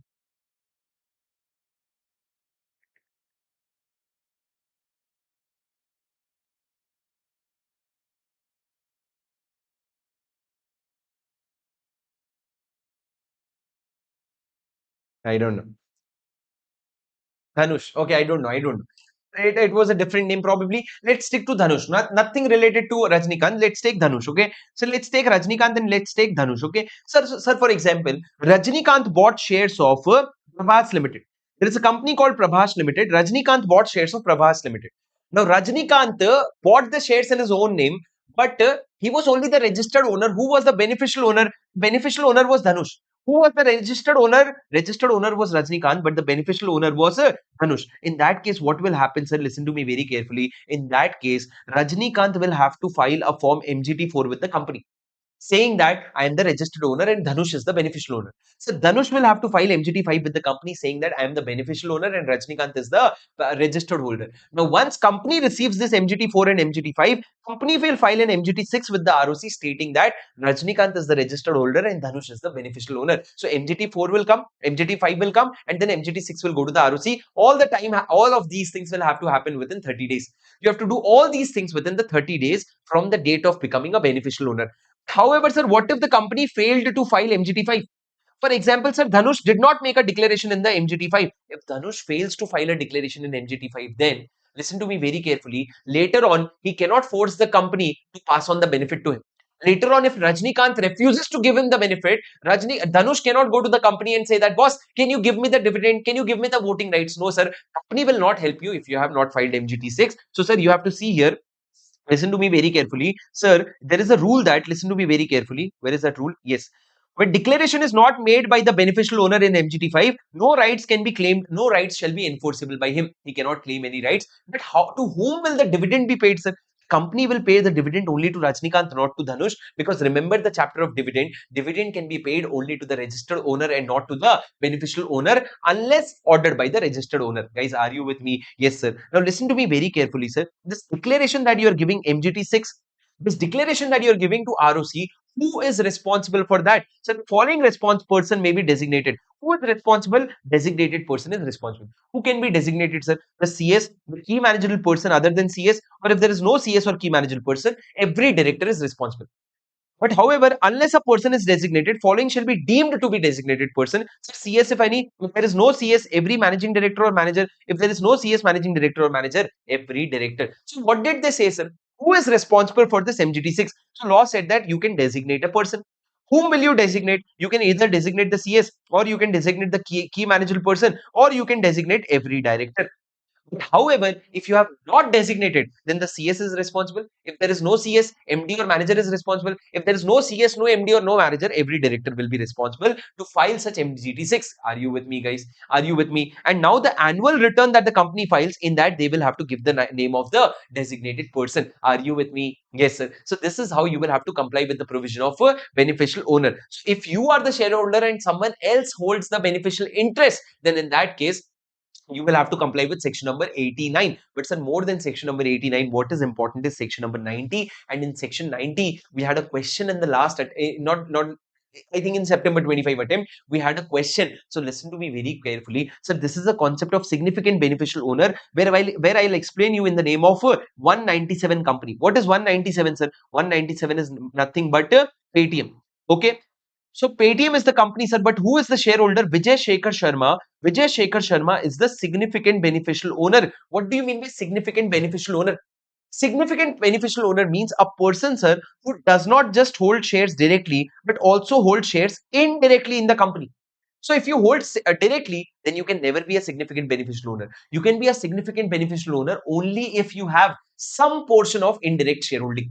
Now, who is a significant beneficial owner? Guys, listen to me very carefully. Sir, in respect of a reporting company, significant beneficial owner means an individual who, whether directly or indirectly, whether directly or indirectly, holds more than 10% of the shares, more than equal to 10% of the voting rights, or more than 10% of the total dividend, or has a significant influence in the company. What did I say? Sir, you have more than equal to 10% of shares, directly or indirectly have more than equal to 10% of voting rights, or directly or indirectly you can have more than 10% of the distributable dividend, or you have a significant beneficial influence or control in the company, then in that case, you will be considered as a significant beneficial owner. Please remember two things. Only an individual can be a significant beneficial owner, and point number two, only if you have beneficial interest, only if you have indirect holding, you can become a significant beneficial owner. So let's say for Paytm, who is the significant beneficial owner? For Paytm, Vijay Shekhar Sharma is the significant beneficial owner.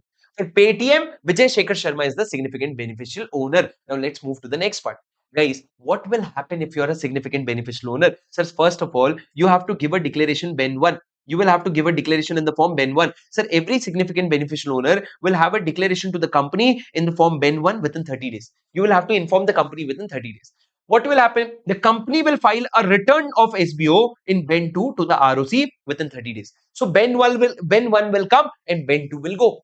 Along with that, company will maintain a register of the significant beneficial owner in the form Ben 3. Company will maintain a register. If you want to inspect that register, you can inspect it during the business hours. If the company wants, they can restrict the business hours, but not less than 2 hours. Not less than 2 hours. And every member can inspect it, but you will have to pay fees. This is not going to be free. You will have to pay the fees. So guys, what is Ben 1, Ben 2? So Paytm, so Vijay Shekhar Sharma will go to Paytm and file what? Ben 1 in form within 30 days. Paytm will go to ROC and file Ben 2 return within 30 days.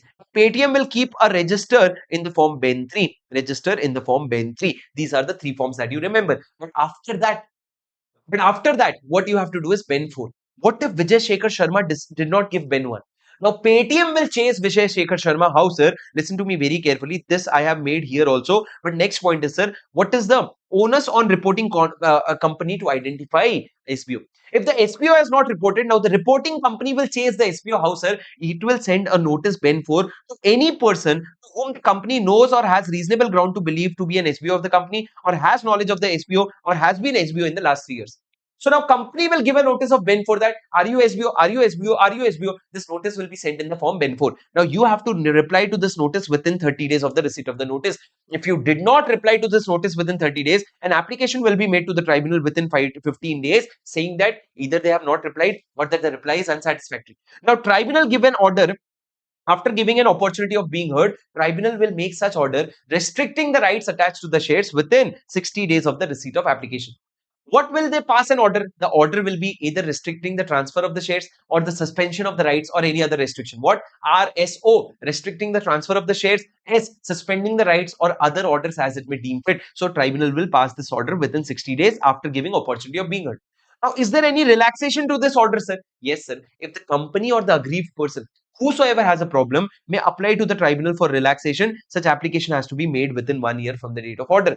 However, if you do not make any application, then the shares will be transferred to IPF funds. The shares will be transferred to the IPF authority. Guys, are you understanding? I'll show you the timeline here, sir. The timeline here is that once you receive the benefit within 30 days, you reply. If you do not reply, or if your reply is unsatisfactory, the company will go to tribunal. The tribunal will give opportunity of being heard and pass an order. And once the tribunal passes an order, for 1 year, there will be restriction, there will be suspension, and there will be other things. Acha, after the order, within 1 year, you will have to apply to NCLT for relaxation. Otherwise, the shares will be transferred to IPF. Otherwise, the shares will be transferred to the IPF. Guys, are you listening to me? Yes, sir. If there is any contravention, you will have to pay this penalty. But sir, this SBO rules are not applicable to some provision. Sir, SBO rules shall not be applicable to the shares of the reporting company held by. If these are the shareholders, SBO rule will not apply. If you are an IPF, or if it's holding reporting company, it's holding company, or CGSG or local authority, or a company which is controlled by CGSG, or SEBI registered investment vehicles, or investment vehicles regulated by RBI or IRDA. Big people, sir. Big people as an IPF authority, its holding reported company, CGSG, or any company of CGSG, or any SEBI registered investment vehicle, or any investment vehicle which is controlled by RBI or IRDA or pension fund authority. If you are a very big investment vehicle, then in that case, this SBO rule is not applicable for all of you. This SBO rule is not applicable for all of you. This is the whole concept of your significant beneficial ownership. Significant beneficial ownership. Sir, section 91 is done. Closing of the register. Section 92, annual return. Very simple, very easy. Sir, this is an annual return. Listen to me very carefully. Sir, how will you prepare annual return? Annual return will be either prepared in the form MGT 7 or it will be prepared in the form MGT 7A. Sir, to whom does MGT 7A applies? It will apply to OPC or it will apply to small company. So what is the limit of small company? Guys, if your attempt is Jan 26 or your attempt is May 26, then the limit of small company is 4 crore and 40 crore for you. But if your attempt is September 26 or afterwards, as in Jan 27 or later, then the limit will be 10 crore and 100 crore for all of you. The limit will be of paid up share capital will be 10 crore, turnover will be 100 crore. Guys, your limit will be 4 crore or 40 crore if the attempt is Jan 26, May 26. Coming back, listen to me very carefully. Sir, MGT 7, MGT 7A. MGT 7A is only for OPC and small company. MGT 7 is for all the other company. So the question is, who will sign the annual return? So if you look at the annual return, sir, listen to me very carefully. Sir, generally it will be signed by a director and a CS. But if there is no company secretary, you will have to go to CS when practice. But in case of an OPC or small company or a startup, it will be signed by the CS. If there is no CS, that will be signed by director. So I'll tell you, sir, who will sign MGT 7? It will be signed by a director and a CS. If there is no CS, it will be CS in practice. But for MGT 7A, CS will sign. If there is no CS, then the director will sign. The director will sign. This is MGT 7 and 7A. Now the question is, along with MGT 7, sir, you will have to file one more MGT, which is MGT 8. Who will make this MGT 8, sir? It will be made by CS in practice. Sir, which company has to file MGT 8? Not every company, sir. Only the annual return filed by listed company or a company having paid up share capital not less than 10 crore or turnover not less than 50 crore. Paid up share capital not less than turnover 10 crore and turnover not less than 50 crore, they will have to file an MGT 8 in which the CS in practice will write that all the above facts are correct and that they have complied with the provision of this act. Two things, all the above facts are correct and that they have complied with the provision of this act. These two things are something that you will write it in your MG8, MGT8. But if CS in practice is lying, if he did not check that every fact is correct, if he did not check that all the provisions are complied, then he will have to pay a penalty of 2 lakh rupees. He will have to pay a penalty of 2 lakh rupees. So this annual return, you will prepare the annual return and then you will place it in the website. You will place it in the website of the company. Apart from that, sir, you will have to file it with the ROC also. When will you file this annual return with the ROC? Listen to me very carefully. Sir, whenever your AGM is done, within 60 days of the AGM, you will have to file the annual return. But however, if the AGM is not held in time, then within 60 days from the last date of the AGM, within 60 days from the last date of the AGM, along with the reasons for not holding AGM, along with the reasons for not holding the AGM, you will have to file it with the ROC. Very important, sir. After that, what is the content of annual return? This you can study, sir. Very basic content, nothing much. Very basic content, as in what are the business that we do, sir? What are our who are our holding company, subsidiary company, associate company, sir? What is the shareholding pattern? Who are our shareholders and how many shareholders have changed? Who are our key managerial person, director or promoter? What is the remuneration that we give to our directors? How many meetings have we conducted? Is there any penalty on the company? The certificate of compliance and the details of the investors who are foreign institutional investors. Details of foreign institutional investors will also be given. These are the details that you have to give in your annual return. I have made a shortcut BGRSHKMP. Sir, you can remember it like this. Sir, P, this is B, this is G, group company. Sir, R is basically remuneration. Shareholder is shareholding pattern, and this holder SH. Sir, then there is K, then there is M, then there is P, and then there is C, F, O. There is a shortcut I have made. Sir, who is bigger? Shareholder, key manager person, or CFO? I don't care who is bigger. It is a shortcut that I have made to remember this particular section. Guys, are you with me? Coming to the last important section of this particular chapter. Last important section of this particular chapter is the place of keeping and inspection of registers and return. In this section, we are talking about two things. One, the register that we made under section 88 and the annual return that we prepared under section 92. There are few questions. Sir, is this live? Why is it not showing on your CA buddy? Because it is showing here. Hitman, why are you so tense? Look at this particular chapter. No, wherever it is showing, it is only in English. Okay. Listen to me very carefully, sir. Section number 94. Please listen to me very carefully. It talks about section 88 and section 92. What is section 88? Section 88 talks about registers. Section 92 talks about annual return. So the first question, where will you keep these things? It will be kept at the register office. But can I take it outside the register office? Yes, you can pass a special resolution. Take it to any place within India, but you will have to take approval of more than 1/10 of the shareholder. You will have to ensure that more than 1/10 of the members reside in that particular area. More than 1/10 of that shareholder reside in that particular area. This is done. Okay, guys. Now the second question, for how many years will you preserve this registered and in whose custody? So custody is clear, sir. All the documents will be preserved in the custody of company secretary or any other person authorized by the board. Any other person authorized by the board. Any other person authorized by the board. But sir, in case, where will you, for how many years will you keep it? So guys, if it is register of member, you will keep it permanently. If it is a foreign register of member, for members, you will keep it permanently. If it is register of debenture holder or other security holder, you will keep it 8 years from redemption. Foreign register of debenture holder, that also you will keep 8 years from redemption. And last, if it is an annual register, you will keep it 8 years from filing with the ROC. Whenever you file it with the ROC, you will keep it 8 years. So only members you will keep permanently, sir. The rest or you will keep for the 8 years. Can I go and inspect? Yes, sir, you can go and inspect during the business hours. Business hours can be restricted, but minimum 2 hours. Sir, is the inspection for any cost? Sir, for members, we have clearly said that it is free. But for other than members, you will have to pay fees as may be prescribed. After paying the fees, you can go and inspect those documents. You can go and inspect those documents. Sir, can you extract or take copies? Yes, sir, you can take extract. Any person can take extract without payment of fees. But if you want a copy, you will have to pay the fees and then you will get a copy within the 7 days. You will get a copy within the 7 days. But if someone refused for inspection or someone refused for inspection, then an application can be made to the central government, RD, regional director, not to tribunal, but to central government, and they will give an order that immediate inspection or immediate extract of copies. Immediate extract of copies. But when you are inspecting these documents and when you are taking the copies, there are some details that you will not get. There are some details that you will not get, such as address of the shareholder, their email ID, their unique identification number like Aadhaar number, their PAN number. You will not get these details. Otherwise, what you will go, you will do, you will go, you will find the details of the person that you like. And then you will be like, once I get the detail, I'll get the email ID, I'll get their address, I'll take their address, I'll go to their home and I'll stand outside their home and keep staring them. Boss, you cannot get these details of the shareholder. You'll not get their address, you'll not get their email ID, not their PAN number, not their Aadhaar number, nothing else. Okay, guys. And the last section, section number 95, registers to be evidence. Sir, whatever is written in the register, it will be a prima facie evidence of any matter. Anything that is written in the register, for example, your name appears in the register, it shall be prima facie evidence that you are the member of the company. Guys, are you understanding my point? Okay. And with that, in a span of just 1 hour 45 minutes, which is basically in a span of 100 minutes approximately, you have finished the whole chapter of management and administration. I hope this was helpful for you. I hope this was helpful for you. I hope you understood this particular chapter.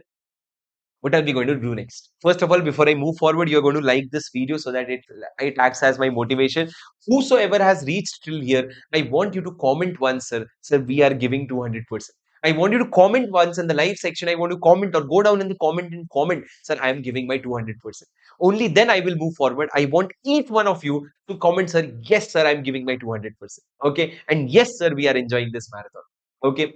Okay, guys. Now that's end of your management chapter. Now we will take a break of 10 minutes and then sharp at 8 o'clock, we will resume with the next chapter and the last chapter for this marathon today, which will be General Clause Act. Which will be General Clause Act. Let me tell you, I have already uploaded a marathon of 12 hours in which we cover 80 marks of the syllabus in that 12 hours. Apart from that, this much will be more than enough for you to cover the whole syllabus of law. 8 o'clock, we will start General Clause Act. I will see you at 8 p.m. Bye. 8 p.m. Bye bye.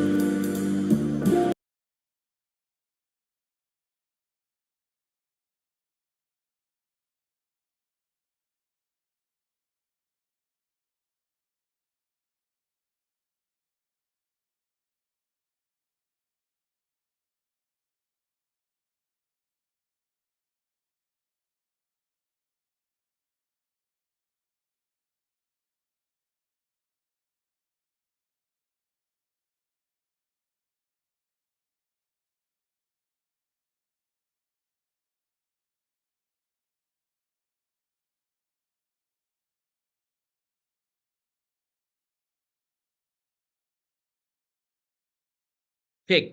Check. Okay, perfect, guys. Can you hear me?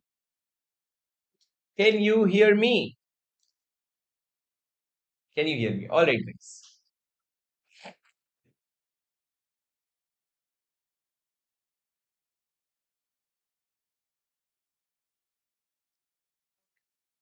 Let's begin, guys, on the count of three, two, one, go.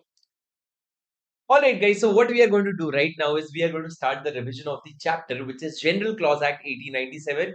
It is a very theoretical chapter. What I would request you is the chapter will be revised from the notes that I have written on my screen. These notes are something that I'll share with you on the Telegram channel. The link for the Telegram channel you will find it in the description. You use that Telegram channel link to revise from this particular from this PDF, and this is how much you have to revise. More than this, you have do not have to revise. You do not have to refer any material, not even my book. Only the things that is written in this book is more than enough. You can get a printout of this later on and you can use it for your last minute revision. Guys, let's talk about General Clause Act, which was in 1897. It is going to take us approximately 50 minutes to revise from this particular chapter, from this particular notes. Okay, guys, now listen to me very carefully. So, what is General Clause Act? General Clause Act is something which was enacted on 11th March 1897. It is an old act to consolidate General Clause Act 1868 and General Clause Act 1887. So there were two General Clause Acts at that point in time. It was one was 1868 and the other one was 1887. 1887. To consolidate both these act, what act did we make? We made a General Clause Act 1897. Sir, what is the objective of this particular General Clause Act? So I say that the objective of this act will be to search SURG. SURG. Sir, what is this act? S. Sir, to shorten the language of the central act, to shorten the language of the central act. Number two, to provide for uniformity by giving definitions of common terms, to provide for uniformity. R, to state explicitly certain convenient rules of interpretation, to state explicitly certain convenient rules of interpretation, and to guard against slips and oversight. G is to guard against slips and oversight. So what is surge basically? Surge is basically SURG. Please remember along with me, to shorten the language of law, to provide for uniformity by providing definitions. R, to provide for convenient rules of interpretation, and G, to guard against slips and oversight. This is the rule. This is a provision for General Clause Act. Sir, what is the applicability of General Clause Act? It applies to the whole of India. No, sir. There is no territorial extent of this act. There is no territorial applicability. It is applicable to central acts. Which central acts, sir? Central acts which is passed by the Act of Indian Parliament, Central Act which is an act of Dominion Legislature, and Central Act which is passed by the Governor General and Council. Governor General and Council. So let me remind you guys what used to happen. So if you look at this, currently at present we are independent. So we have company, we have the president, we have the parliament also. But before 1950, before the Constitution of India was made, but after independence, we had what? We had the Dominion Legislature. So the CA Act 1949 is a result of Dominion Legislature. And then before the independence, we used to have a Governor General in Council. So Indian Contract Act 1872 is made by the Britishers under the Governor General of Council. So whatever central act, whether it was passed here or whether it was passed here, all the acts will be covered under the Central Act, and to them GCA will be applicable. Sir, is GCA also applicable to the Constitution of India? Yes, sir. As per Article 367, it is also applicable to the Constitution of India. It is absolutely applicable to the Constitution of India. Now, sir, some basic understand that you have to understand. Sir, what is a preamble? You have to learn these language. You will have to write it in the exam. What is a preamble? Preamble expresses basically the scope, object, and purpose of the act. Scope, object, and purpose of the act. Preamble reveals the intention of the lawmaker. It is mainly used to reveal the inspection intention.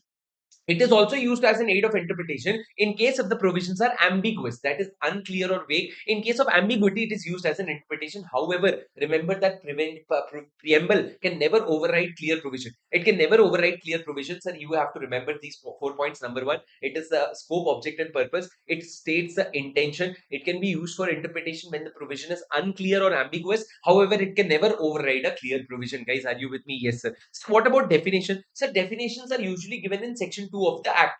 Sometimes it is given in section 3 also. Like for General Clause Act, definition is given in section 3. Now listen to me very carefully. Sir, how is a word defined? Usually it is defined in that act only. So for example, in Companies Act, the word company is defined in the Companies Act only. Sometimes it is not defined in that act, but reference is given to the other act. For example, the word securities. The word securities is not defined in the Companies Act. Instead, you have referred it to the Securities Contract Regulation Act. And third one being, listen to me very carefully, if the definition is not given in that act, even if reference is not given to some other act, then you can come down to General Clause Act. You can come down to General Clause Act. Guys, are you with me? Guys, are you with me? Yes, sir. Now let's move to the next portion, sir. We have to remember certain definitions. We have to remember certain definitions. So please listen to me very, very carefully. One second.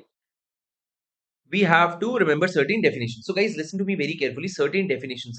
Sir, what are the definitions that we have to remember? What are the definitions that we have to remember? Just wait for a second. Just wait for a second. Mm, mm.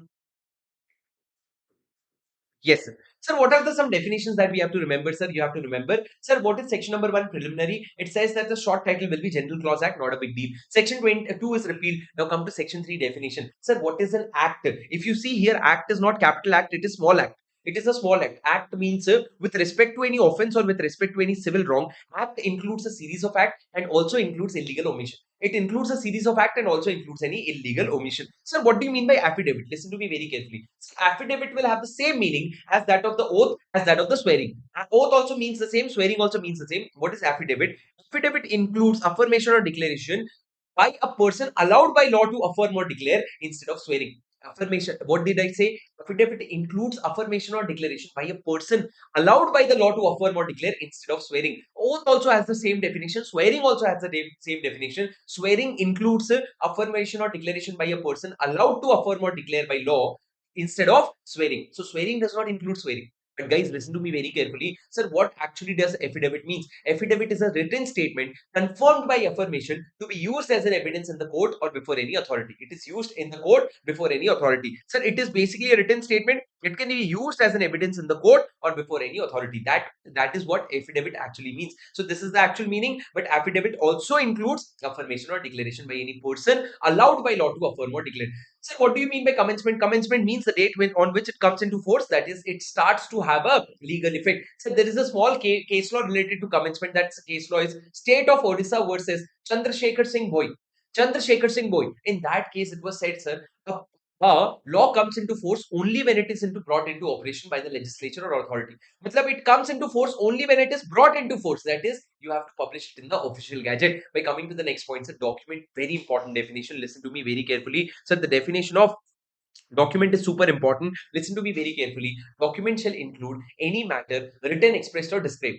By heart it with me. Any matter written, expressed, or described upon any substance by means of letter, figures, or marks. Letter, figures, or marks, which is intended to be used for recording of such matters. Which is intended to be used for the purpose of recording that matter. So basically, what is document? Any matter written, expressed, or described upon any substance by the use of letter, figures, or marks intended to be used for recording any such matter will be considered as document. However, Indian currency note will not be considered as a document. This is an important definition, sir.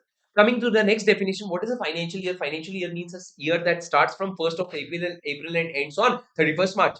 But sir, what is year? Is year as per Hindu calendar? No, sir. Year means a year record as per British calendar. Year means you have to always consider as per British calendar, that is January to December. Now, the next important question was what is an immovable property? Sir, immovable property, I have to tell you, immovable property means it includes immovable property shall include lands, benefit arising out of the lands, thing attached to the earth, anything fastened to things permanently attached to the earth.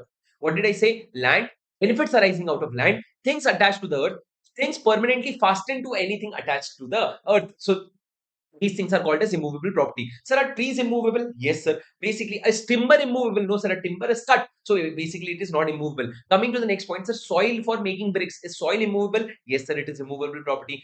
Right to way of access road. Right to way to access roads will be considered as an immovable property. Yes. So right to drain water. No, that is not an immovable property. Access road rights is an immovable property, but right to drain water is not an immovable property. Why? I think water flows, no. So how can it be movable? It is movable. It is a nonsense logic that I recollected, sir. Sir, right to catch a fish, very important. Sir, this was a case law of Anand Behra versus State of Odisha. Can you repeat with me? Anand Behra versus State of Odisha, where the right to catch or carry a fish was told to be an immovable property. Why? Because, sir, the fish that you are catching, it is basically a benefit arising out of the land. So because it is a benefit arising of the land, it is a profit apprendre. It is a profit apprendre, and hence it is an immovable property. It is profit apprendre, and hence it is an immovable property. Then what is movable property, sir? Movable property means any property other than immovable property.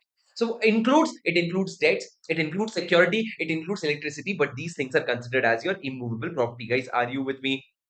Guys, are you listening to me? Yes, sir. Now coming to the next definition, I will give you a PDF of this, but I want you to listen to me very carefully, sir. I'll give you a PDF of this in the Telegram right away, but I want to you to listen to this very carefully. Sir, what do you mean by good faith? What do you mean by good faith? What is good faith? So good faith basically, as per General Clause Act, if you ask me, any act is said to be done in good faith if it is done with honesty, whether it is done negligently or not. So as per General Clause Act, if you ask me, General Clause Act says good faith means honesty. Whether you do it negligently or not, it does not matter. But if you ask me generally what it means, generally good faith means it should be honesty also, and it should not be done negligently. It should not be done negligently. So basically, honesty, whether it is done negligently or not. So the test of honesty is of intention and not negligence. If you do negligent, it is not a problem. So it is a question of fact and shall be decided on case to case basis. And the term good faith has been defined differently in different acts. Different acts have different definition, but the definition as per GCA shall not apply to the act which has their own definition. If you have a own definition of your own, then this definition will not apply. But what is this definition, sir? Where there is honesty, whether it is done negligently or not. But coming to the next point, sir, Maung Aung Pu versus Maung Si Maung. What is this case law? The case law is Maung Aung Pu versus Maung Si Maung. In this case law, what was decided? It was decided that court observed that as per Indian Contract Act, good faith is not defined. Good faith is not defined. However, as per General Clause Act, that definition does not apply to Indian Contract Act. General Clause Act definition does not apply to Indian Contract Act. So they applied the definition as per civil law understanding. That is common sense understanding. An act which is done without due care and attention is not good faith. They said that as per civil law, an act, if it is done without due care, you have to pay attention. If you do not pay attention, it will not be said to be in good faith. A man of ordinary prudence is expected to do it with proper care and inquiry. If you fail to provide proper care and inquiry, it will not be considered as good faith. And honest purchase made carelessly is not equal to good faith as per so as to convey a good title. So as per Maung Aung Pu, they said that General Clause Act is wrong. They said that if you are doing honestly, that is good, but apart from that, you cannot be negligent. You have to exercise due care. If you are doing an honest act, but if you are careless, then in that case, it will not be considered as good title. It will not be considered as good title. So, what is this whole point saying, sir? First of all, it is saying that as per General Clause Act, good faith means honesty, whether done negligently or not. Different acts have different definition of good faith. If an act specifically defines good faith, our provision will not be applicable. So whether it is done on good faith or not, it depends on case to case basis. That is what is said in the act. But now, when you go to the definition as per Maung Aung Pu versus Maung Si Maung, it says that Indian Contract Act did not define good faith. GCA definition cannot be applicable to Indian Contract Act. Why? Because as per civil understanding, an act which is done without due care or attention is not said to be done in good faith. So for an act, so for to convey good title, for you to get good title, what is important that it is done honestly also, and it is done with the due care also. Only then it will convey a good title. Guys, are you with me? Yes, sir. Coming to the next definition, government means both state government, central government. Imprisonment, listen to me very carefully. Imprisonment means as defined under Indian Penal Code. Now, as per Indian Penal Code, sir, imprisonment can be of two types. Sir, it can be simple also, rigorous also. Rigorous also means hard labor. So inside the jail, you will have to work a lot. So that is rigorous. Simple is basically you cannot work, you can just sleep. Okay. So simple and rigorous. Sir, now court will decide whether to give a simple or rigorous imprisonment. Court can decide whether to give a simple or rigorous imprisonment. Sir, what is official gadget? Sir, official gadget means basically either the gadget of India, the central government gadget, or the official gadget of a state. So for state also there is a different gadget. But what is the meaning of official gadget? Sir, a public journal and authorized legal documents published by Department of Publication MOHUA. What is MOHUA? Ministry of Housing and Urban Affairs. Ministry of Housing and Urban Affairs. So in the Ministry of Housing and Urban Affairs, there is a Department of Publication. That department, when they publish a journal or a legal document, that will be said to be in the official gadget. It is authentic, accurate, strictly as per the government policies. And this gadget is printed by the government of India, friends. It is also printed. But in today's time, it is not printed, sir. But earlier, it used to be printed by the government press. You have to remember it is a public journal or an authorized legal document, which is published by the Ministry of Housing and Urban Affairs, MOHUA, MOHUA, MOHUA, MOHUA, Ministry of Housing and Urban Affairs. Guys, are you with me? Yes, sir. Now, when I say person, person includes company, AOP, BOI, everything, everyone is included under person. Indian company, AOP, BOI, whether incorporated or not. Okay, guys. Now coming to the next section, coming into operation of an act. Sir, when is an act said to be in operation? When do you say that an act is in operation? Sir, so basically, whenever you make an act, you specify a date. You specify a date. If a specific date is mentioned, then it comes into operation on that date. It comes into operation on that date. If specific date is not mentioned, then the date on which it is approved by the president or by the governor general in council. So if a date is given, then it will come. It will be effective from that date. If it is not given, then the date it receives the president assent on that date, it will be considered to be coming into operation. Guys, are you with me? On that date, it will be said to be in operation. After that, let's move to the next point. So section number 6. So now point number 1. Some few notes. Listen to me very carefully. So if the government has made one act, okay, it is approved by the Lok Sabha, it is approved by the Rajya Sabha, it is also signed by the president. Government has not yet uploaded it in the official gadget. Government is keeping it with himself. He has not yet uploaded it in the official gadget. Is it okay, sir? Law says it is absolutely okay. Court cannot force the government to upload it on a particular date. Court cannot force the government. What court can do is maximum request the government consider whether they want to upload it now or not. They cannot force the government to upload an act on a particular date. They can just request them that if you want, you can upload it on a particular date. So basically, when an actor empowers government to bring it to operation. Who has the power? Government has the power. Then a court cannot issue a mandamus, as in a direction, compelling the government to bring it into operation. They cannot compel the government to bring it into operation on a particular day. However, if sufficient time is lapsed, as in a long time has happened, then court can request the government to consider the question as to whether when the same would begin to operate. They can ask the government to just consider that, guys, should you start that act, but they cannot force the government to upload that act. Number two, so please understand that law is not applicable for a fraction of day. Law is not applicable for a fraction of day. It means that it cannot be applicable from midday. It can be applicable only from midnight, only from midnight. Just like birthday, sir. If my birthday is on 5th February, when will you wish me? You'll wish me 4th night, 4th February night, 12 o'clock. You will wish me. That is 12 a.m. of 5th February. That is how act applies. Okay, can an act, the act is only applicable prospectively unless otherwise specified. Unless otherwise specified, then act is applicable prospectively. Okay, guys.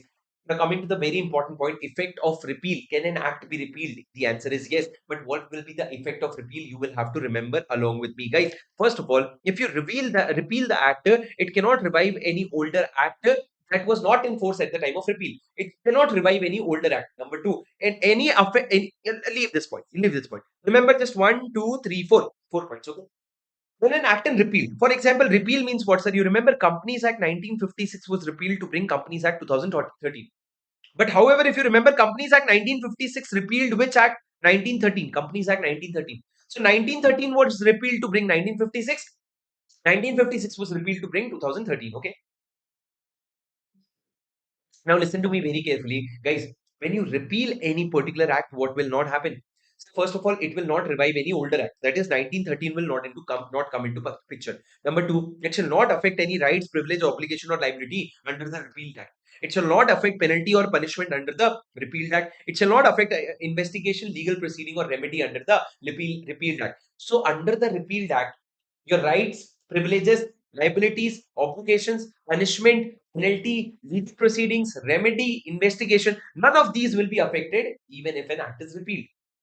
So, for example, in 1956 Act, you made an offense, and now we got to know that you made an offense under the 1956 Act, and investigation can be made upon you. An investigation can be made upon you, and that is how you will have to pay. So, 4 points are: number one, it will not revive anything that was repealed. Number two, it will not affect the rights, privileges, liabilities, and obligations. Number three, it will not affect any punishment or penalty. It will not affect any investigation, legal proceeding, or remedy under the repealed law. Guys, are you with me? Guys, are you with me? Yes, sir. Now, when you talk about repeal, you study two important case laws along with that. Number one, Kolhapur Cane Sugar Works Limited versus Union of India. And number two, Navrangpura Kam Dharmada Milk Trust versus Ram Tuji Ram Maji. What did I say? The first case law, Kolhapur Cane Sugar Works Limited versus Union of India. Can you repeat with me? Kolhapur Cane Sugar Works Limited versus Union of India. In that, what was said, sir? Please listen to me. 2 points were said. Section 6 applies to repeal and not to omission. It applies to repeal and not to omission. Section point number 2, it applies to repeal of act and not to repeal of rules. It applies to repeal of act and not to repeal of rules. It applies to repeal, not to omission. It applies to repeal of act, not to repeal of rules. That is Kolhapur Cane Sugar Works Limited, Cane Sugar Works Limited versus Union of India. What is the next case law? Navrangpura Gam Dharmada Milkat Trust versus Ram Tuji Rammaji. Ram Tuji Rammaji. In that case law, what is said? Sir, two things. One, repeal is different from deletion. Repeal is different from deletion. Repeal means what? Complete obliteration as if the act never existed. It brings complete obliteration as if it never existed. Deletion is what? Deletion does not fully wipe out its existence. It does not fully wipe out its existence, but repeal brings about complete obliteration. Guys, are you with me? Guys, are you with me?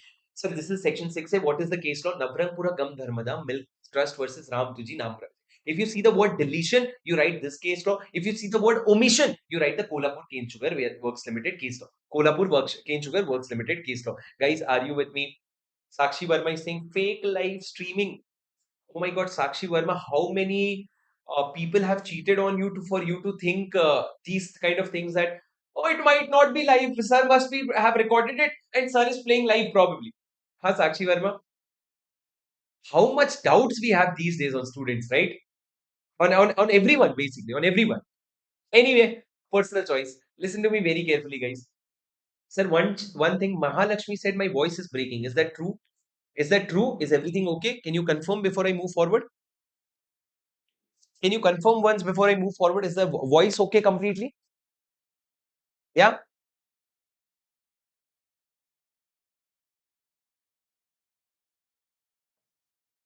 Yes, it will be there in the channel even after the live is over. Yes. Sir, sir, case law, can you repeat once? Yes, sir, absolutely. I will repeat once. Please listen to me very carefully, sir. What is the case law? There are two case law. Kolhapur Cane Sugar Works Limited versus Union of India. The second case law is Navrangpura Gam Dharmada Milk Trust versus Ramtuji Namaji. So what does the first case law? Kolhapur case law. What does it say? It says that point number one, so repeal is different from omission. Number two, this section 6 applies to repeal of act and not to repeal of rules. It will not apply to repeal of rules. Now coming to the next point, Navrangpura Gam Dharmada Milkat Trust versus Ramtuji Ramaji. In that, it said that repeal is different from deletion. It says that repeal brings out complete obliteration as if the provision never existed, but deletion does not fully wipe out the provision. Does not fully wipe out the provision, as in it is not fully wiped out. Sir. It is not fully wiped out. Guys, are you with me? Are you with me? Say yes or no. Yes or no? Yes, sir. Guys, now moving to the next point. What is the next point, sir? 6A, repeal of act making textual amendment. Listen to me very carefully. Sir, repeal of act making textual amendment. Please listen to me very carefully. Sir, not a very important provision, but let me tell you, where any act repeals any other act. For example, sir, one act repealed any other act. Let's say other act, which act is repealed? Let's say Finance Act 2017 is repealed. Such repeal shall not affect the continuance of any amendment or insertion made by the act so repeal. So which act did you repeal? Let's say you repealed Finance Act 2017, which comes in income tax. So if you repeal Finance Act 2017, let's say an amendment was made in the section 32, or let's say an insertion was made in section 285BA of the Income Tax Act. That amendment or insertion will not be affected. So even if you have removed Finance Act 2017, amendment that was made through that act or the insertion that was made through that act will still continue to apply. Will still continue to apply. Sir, section number 5, revival of the repealed act. Can you revive any repealed act? Sir, you cannot, it will never revive automatically. If you want to revive any repealed act, you will have to state the intention to do so. You will have to expressly write that with this, I am reviving the older act. It will never revive automatically. You will have to state the intention to do so. Sir, very important point number 8, structure of a repeal reference to the repealed act. Listen to me very carefully. Sir, in Income Tax Act, if you go to Income Tax Act, there is a section called Section 115JB in which you need book profits. In that act, if you go, sir, if you go to book profit, you will see that book profit as per Companies Act 1956. Companies Act 1956, 1956, you have to select book profit. Sir, does the Companies Act 1956 exist anymore? No, sir, it does not. But is the reference to Companies Act 1956 still there? Yes, sir, it is still there. So what do we do, sir? In that case, even if 1956 is written, but because 1956 is repealed, this reference to 1956 will be considered as a reference to Companies Act 2013. That is what this section is about. It says, where any central act repeals any other act. So Companies Act 2013 repealed 1956. Reference in any other act, which is Income Tax Act, provision so repealed shall be construed as reference to the provision so reenacted. Shall be construed as a provision reference to provision of 2013. Guys, are you with me? Guys, are you with me? Yes, sir. Now let's move to the last part of this chapter. These are some common sense things that you will understand. Okay. Sir, section number 9, computation of time. How will you compute time, sir? So the law uses the word from, you will exclude the first day. But if the law uses the word to, you will include the last day. For example, sir, dividend shall be paid within 30 days from declaration. Within 30 days from declaration. For example, you declared it on 1st of January. So you exclude 1st of January and then you count 30 days. So the 30 days will end on 31st January. So when the law uses the word from, you exclude the first day. And when it uses the word, you include the last day. You include the last day. Next point, sir, computation of time.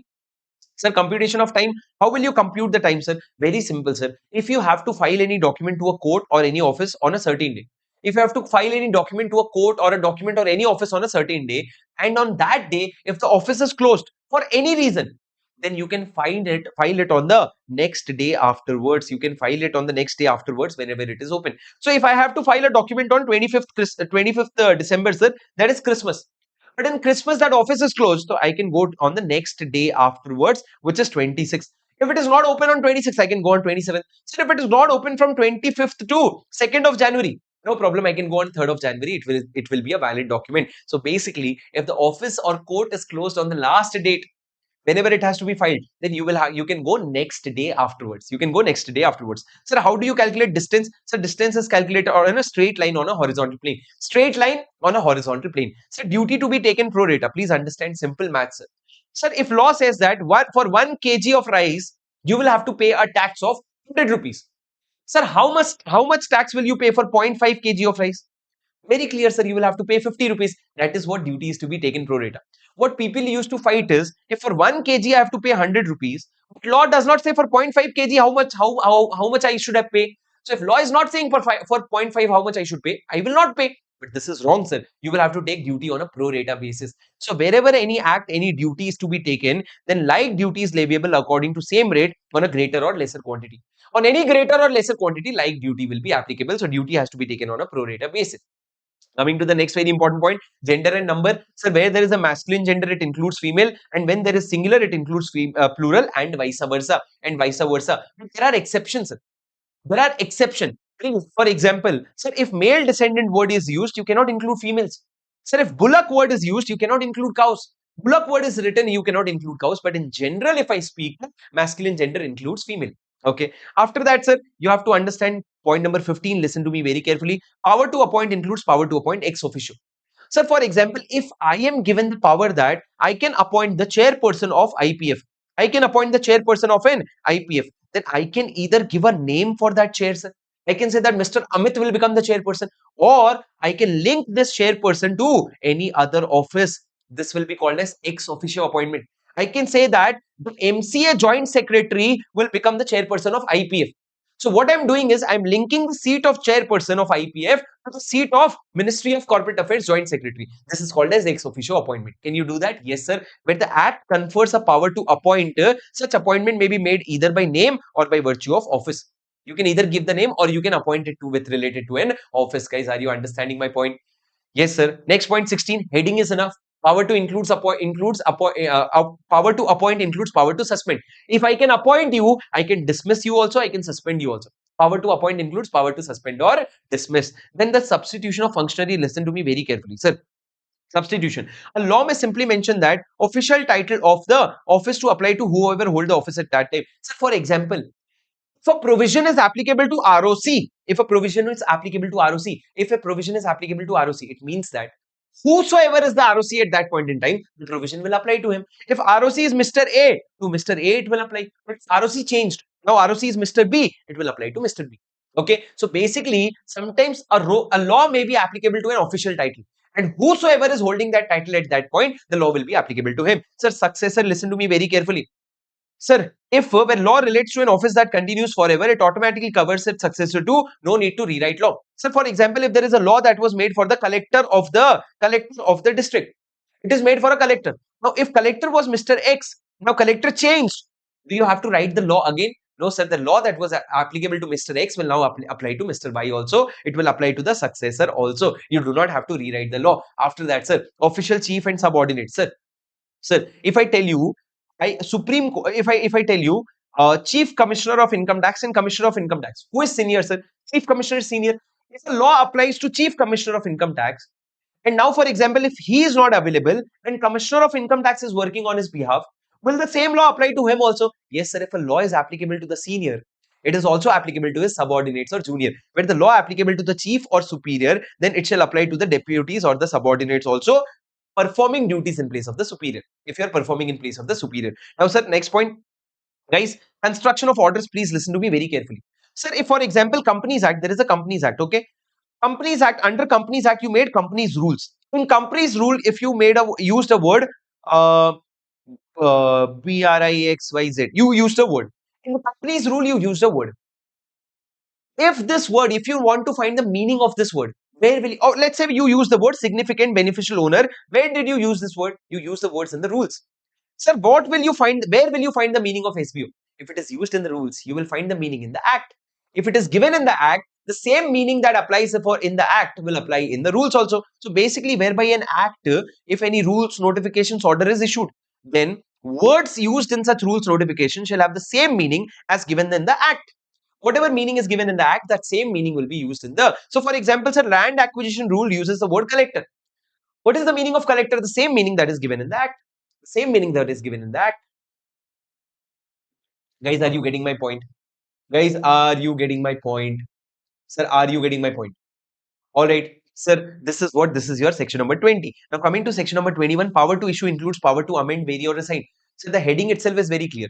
If you give me the power to issue rules, that means I have the power to amend the rules also, to vary the rules also, or withdraw the rules, as in resign the rules also. So, when the act gives you a power to make notification rule, etc., it will include the power to add, amend, vary, or resign such rules also. Sir, if you give the power to appoint, it has the power to remove or suspend also. If you give the power to make, you can give the power to delete also. It is the same thing. Guys, now listen to me very carefully. Making of rules between passing and commencement of act. For example, sir, I'll give you a very simple example. Listen to me very carefully. Sir, for example, if an act received President's assent on 1st January 2027, if the act received President assent, but it was uploaded in the official gazette on 1st April 2027. It's been how much? 3 months, right? Now listen to me very carefully. President assent was received on 27. It was uploaded in the official gazette on 1st April 2027. Now tell me something. When can you start making rules? Sir, you can start making rules anytime after it has been assented. After it has been passed, you can start making rules. But when will the rules start to be applicable? Sir, it will be applicable only after the act is applicable. The act is applicable only after it is uploaded in the official gazette. So you can start making it after the rule has been passed, but it will be applicable only after the act is applicable. So guys, if an act is passed but not yet in force, then the power to make rules may be exercised after its passing but before commencement. However, such rules shall take effect only from the date the act comes to force, that is only from the date of commencement. Only after the act commences, the rules can take effect, otherwise the rules will not be effective. Guys, are you with me? Are you with me? I just need 10 minutes more of yours. Just 10 more minutes and this chapter will be done too. Guys, publication for public comments. Very important, guys. If the act says that the central government can make rules, act says central government you can make rules. But the condition here is that, listen to me very carefully, sir, condition here is that you can make rules, but you will have to publish that rules first for public comments. You will have to publish that rules first for public comments. Can you do so, sir? Yes, sir. If the act asks you to do so, you will have to do it. How will you do so, sir? When the act states that rules shall be made after previous publication, then what you have to do? First of all, the authority, let's say central government. The central government having power shall publish draft person likely to be affected. Person likely to be affected, you will have to publish the draft. Okay. Now, after that draft, you will have to give a notice specifying the date after which the draft will be taken into consideration. So, you will give a deadline before which you will ask people to send their objections or you will ask them to send their suggestions. Now, after that, the authority will consider the objections or suggestions received from the people. Then it will publish such rule in the official gazette, and such uploading will be conclusive proof that the rule has been made. So, what are the things that you will do, sir? First of all, you will publish it in the official. You will publish the draft. After that, you will give them a date by which they have to send their observation or comments. Then you will consider such observation or comment, and then finally you will upload it in the official gadget. Uploading in the official gadget will be conclusive proof that all the rules have been complied with. All the rules have been complied with. Sir, now let's say if I published the draft one, okay, draft one for your comments. Now you gave a lot of comments. Public gave a lot of comments based on which I made a draft 2. Will I have to publish the draft 2 again? So law says it depends on the changes. If the changes are ancillary and not foreign, ancillary and not foreign means tiny changes, not foreign changes, not big changes, tiny changes, then you don't have to republish. Otherwise, you will have to republish. So basically, sir, where the changes are ancillary and are not foreign to the subject matter, then it is not necessary to republish. But otherwise, you will have to republish. Otherwise, you will have to republish. Guys, are you with me? Are you with me? Yes, sir. Coming to the next section, continuation of orders issued under acts repealed and reenacted. Sir, if Companies Act 1956 is repealed and instead of that Companies Act 2013 is brought into picture, the rules that are made under Companies Act 1956, will they continue to apply for Companies Act 2013? The rules made under 1956, will they apply for Companies Act 2013? The answer is yes. Until you make new rules for Companies Act 2013, the older rules will continue to apply. Just for example, sir, if I tell you, for example, let's say that Mines Act. So there is a Mines Act. Okay, let's say Mines Act 1950. Let's say for example, now we made a new Mines Act 2020. New Mines Act 2020. Sir, some safety rules were given in this Mines Act. Safety rules were given in older Mine Act. Will they apply to the new act also? The answer is yes, sir. Till you make new safety rules, the older rule will apply. That is the point, sir. Continuation of orders or rules issued under the acts repealed and reenacted. When any act is repealed and reenacted, everything validly made under the old law, such as appointment, notification rules, will continue to operate under new law unless stated otherwise. Will continue to operate. There can be two types of changes. The new law. If the new law is substantially the same as the old law, for example, sir, Income Tax Act 1961 and Income Tax Act 2025, both the same. They're both more or less the same. In that case, the rules and everything will be valid. But if it was significantly different, for example, sir, GST Act. So you remember all the various act, VAT, excise, and these things got changed and changed to GST. So it is a major revamp. Then in that case, older rules will not apply. Older rules will not apply. Guys, are you with me? Are you with me? Sir, the next concept, recovery of fines, listen to me. If there is any fine that you are not paying, then the General Clause Act says that it will be recovered as per Indian Penal Code and the Code of Criminal Procedure. Code of Criminal Procedure. Very simple, sir, not a big provision. Now, sir, section number 26 is important. Listen to me, section number 26 is very, very important. Guys, section number 26 is very, very important. Listen to me very, very carefully. Sir, Sir, sir, what is section number 26? It says that provision as to offense punishable under two or more acts. Sir, I'll explain this to you. Sir, for example, let me take an example. For example, Sanjay Dutt. Sanjay Dutt, if you remember, was in the news for having possession of AK-47 gun. Now, when he was having a possession of AK-47 gun, there were two offense that he made. Number one, he had illegal possession of guns. He had illegal possession of guns. Number two, he was involved in terrorist activities. He was involved in terrorist activities. These are two different offenses. These are two different offenses. Now, for illegal weapons, sir, illegal weapons, imagine there is an Act 1 and there is an Act 2. Under both the acts, he is punishable. Under both the acts, he is punishable. Will he be punished under both the acts? The law says no, sir. Law says he can be prosecuted under both the acts. That is, he can be found guilty under both the acts, but he shall be punished only under one of the both acts. For the same offense, he cannot be punished under both the acts. He will be punishable under either one of the acts. He can be prosecuted against the same for under both the acts. But now listen to me very carefully, sir. These are two different offenses. For two different offense, there can be two different punishment. But for the same offense, there cannot be two punishments. Right now, for example, sir, let's say it was told that it was proven that at the end that he is not involved in terrorist activity. Let's say that if in the court it was proved that he is not involved in terrorist activity. So he was acquitted for two offense. He was acquitted for two offense. He was acquitted for two offense. Now tell me something. So if he was acquitted for two offense and for one offense he is not guilty, does it mean that he is not guilty for the other offense also? No, sir. If for one offense he is acquitted, doesn't mean that he cannot be convicted for the other offense. He can be convicted for the other offense. But for same offense, sir, you cannot be punished twice under the same for the same offense. You can be prosecuted twice, but you cannot be punished twice. So law says that, sir, when an action constitutes offense under two or more laws, then the offender shall be liable to be prosecuted and punished under either of those laws. He can be prosecuted and punished under either of those laws, but not be punished twice for the same offense. For the same offense, he cannot be punished twice. Sir, if you look at Supreme Court judgment, there is clarity that there is no bar on prosecution or conviction under two acts. He can be found guilty under two acts. There is only bar on punishment under two acts. That is, he will be punished under only one act. He can be guilty under two acts, but he will be punished only under one act. Okay. Now, guys, listen to me. Point number one. That there are two alternative charges in the same trial. For example, I said Sanjay Dutt case. He has two charges. One is a terrorist activity, and one is illegal weapon having. And the fact that he's accused, the fact that accused is acquitted of one of the charges will not bar his conviction in the other. So he had two cases, one terrorist, one illegal weapon. So the fact that he's acquitted of the one charge will not bar his conviction in the other charge. In the other charge, he can still be guilty.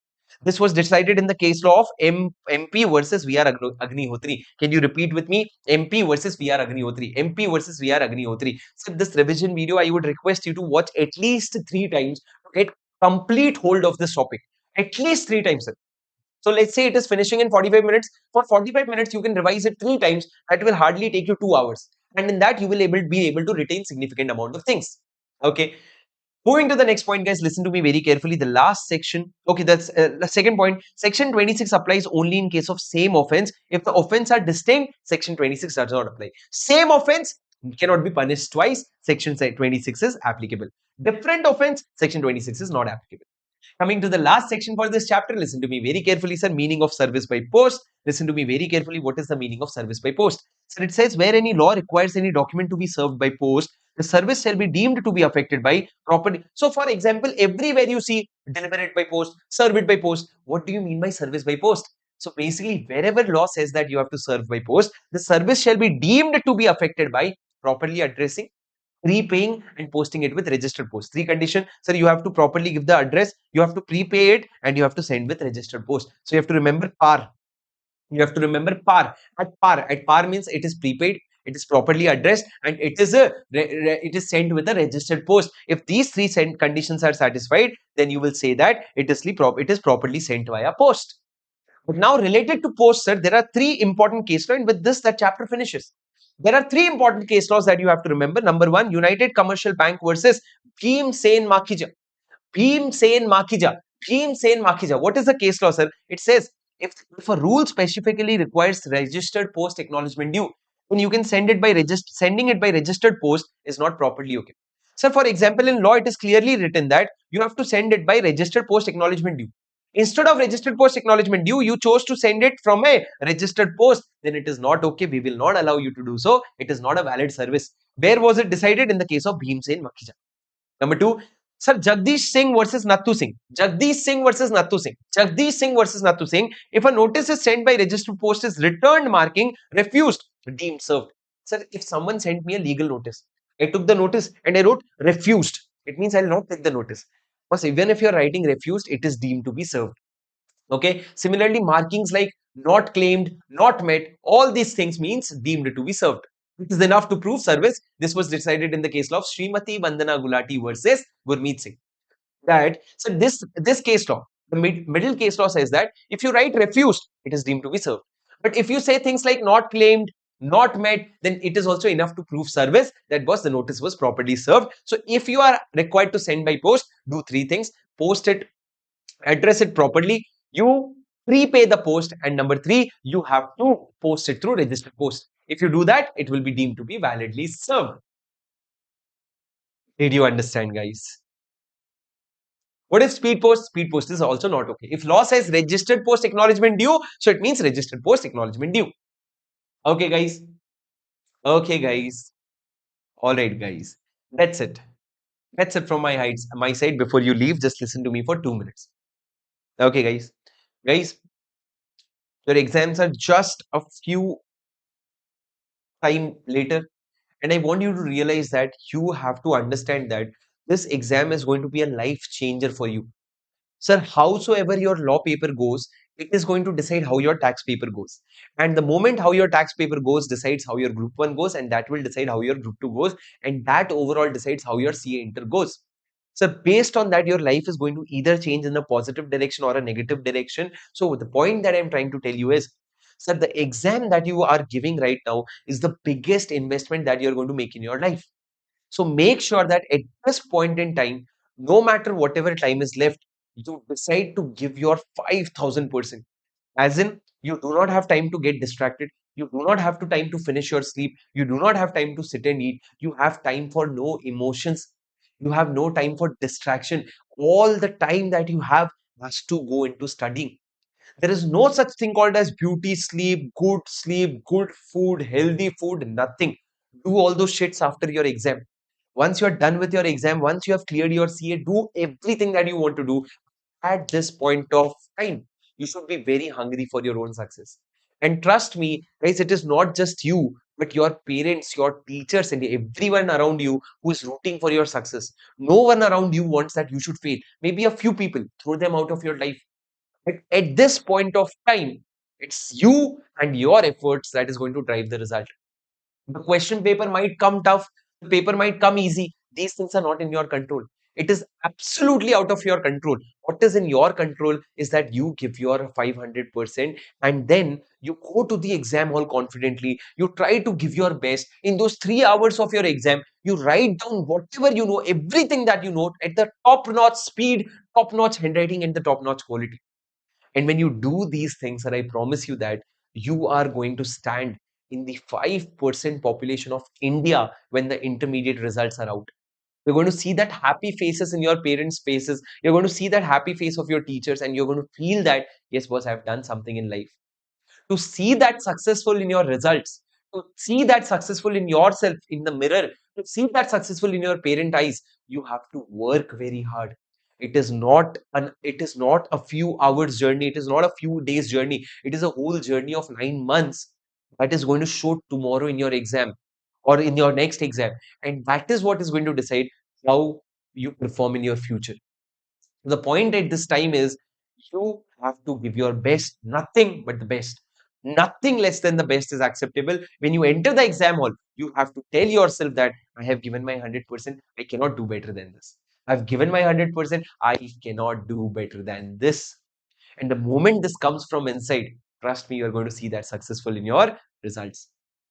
At this point, whosoever is looking at the lecture, viewing the lecture, I just want to tell you from the core of my heart, I want to bless you and tell you that you guys, everyone who is listening to this, you are going to pass this exam. Just keep going. Okay, keep showing up, keep going, give your best, and I know that you're going to pass this exam. Okay. Meanwhile, let me know in the comment that how did you like this marathon. I hope this video was helpful for you. Do make sure that you like this video. Since we have already reached the like target, I'll increase this a little bit and become a little greedy. Let's make it a target of 400. Help me achieve this target of 400 because your like is my appreciation. And now in the comment box for yourself, you're going to comment, sir, I will give my 200% in this exam. Please comment, sir, I will give my 200% in this exam. You have to comment it for yourself. You have to type it and feel it, sir. I will give my 200% in this exam, sir. I will make you proud. Okay, guys. If you understood, that's it from my side. I will see you in the next video. Until then, please take care. Share this video with your friends if this was really helpful for you. It will help me reach a broader audience and for them to reach the kind of quality that I promise you would have never studied before. I'm pretty sure the way you revised your management chapter, the way you revised your General Clause Act could be a little uncomfortable because you don't revise it a lot. For those who have revised management in advance, you would have felt the difference, right? So make sure that you share it with your student. One share will help me a good reach. So one person, I request you to just share it to one person, okay? And write down that you can watch this lecture and it will be very helpful to you. Okay, guys, I'll see you in the next video. Until then, take care, study well, keep going. This is your CA buddy Shubham Singhal signing off. Bye bye.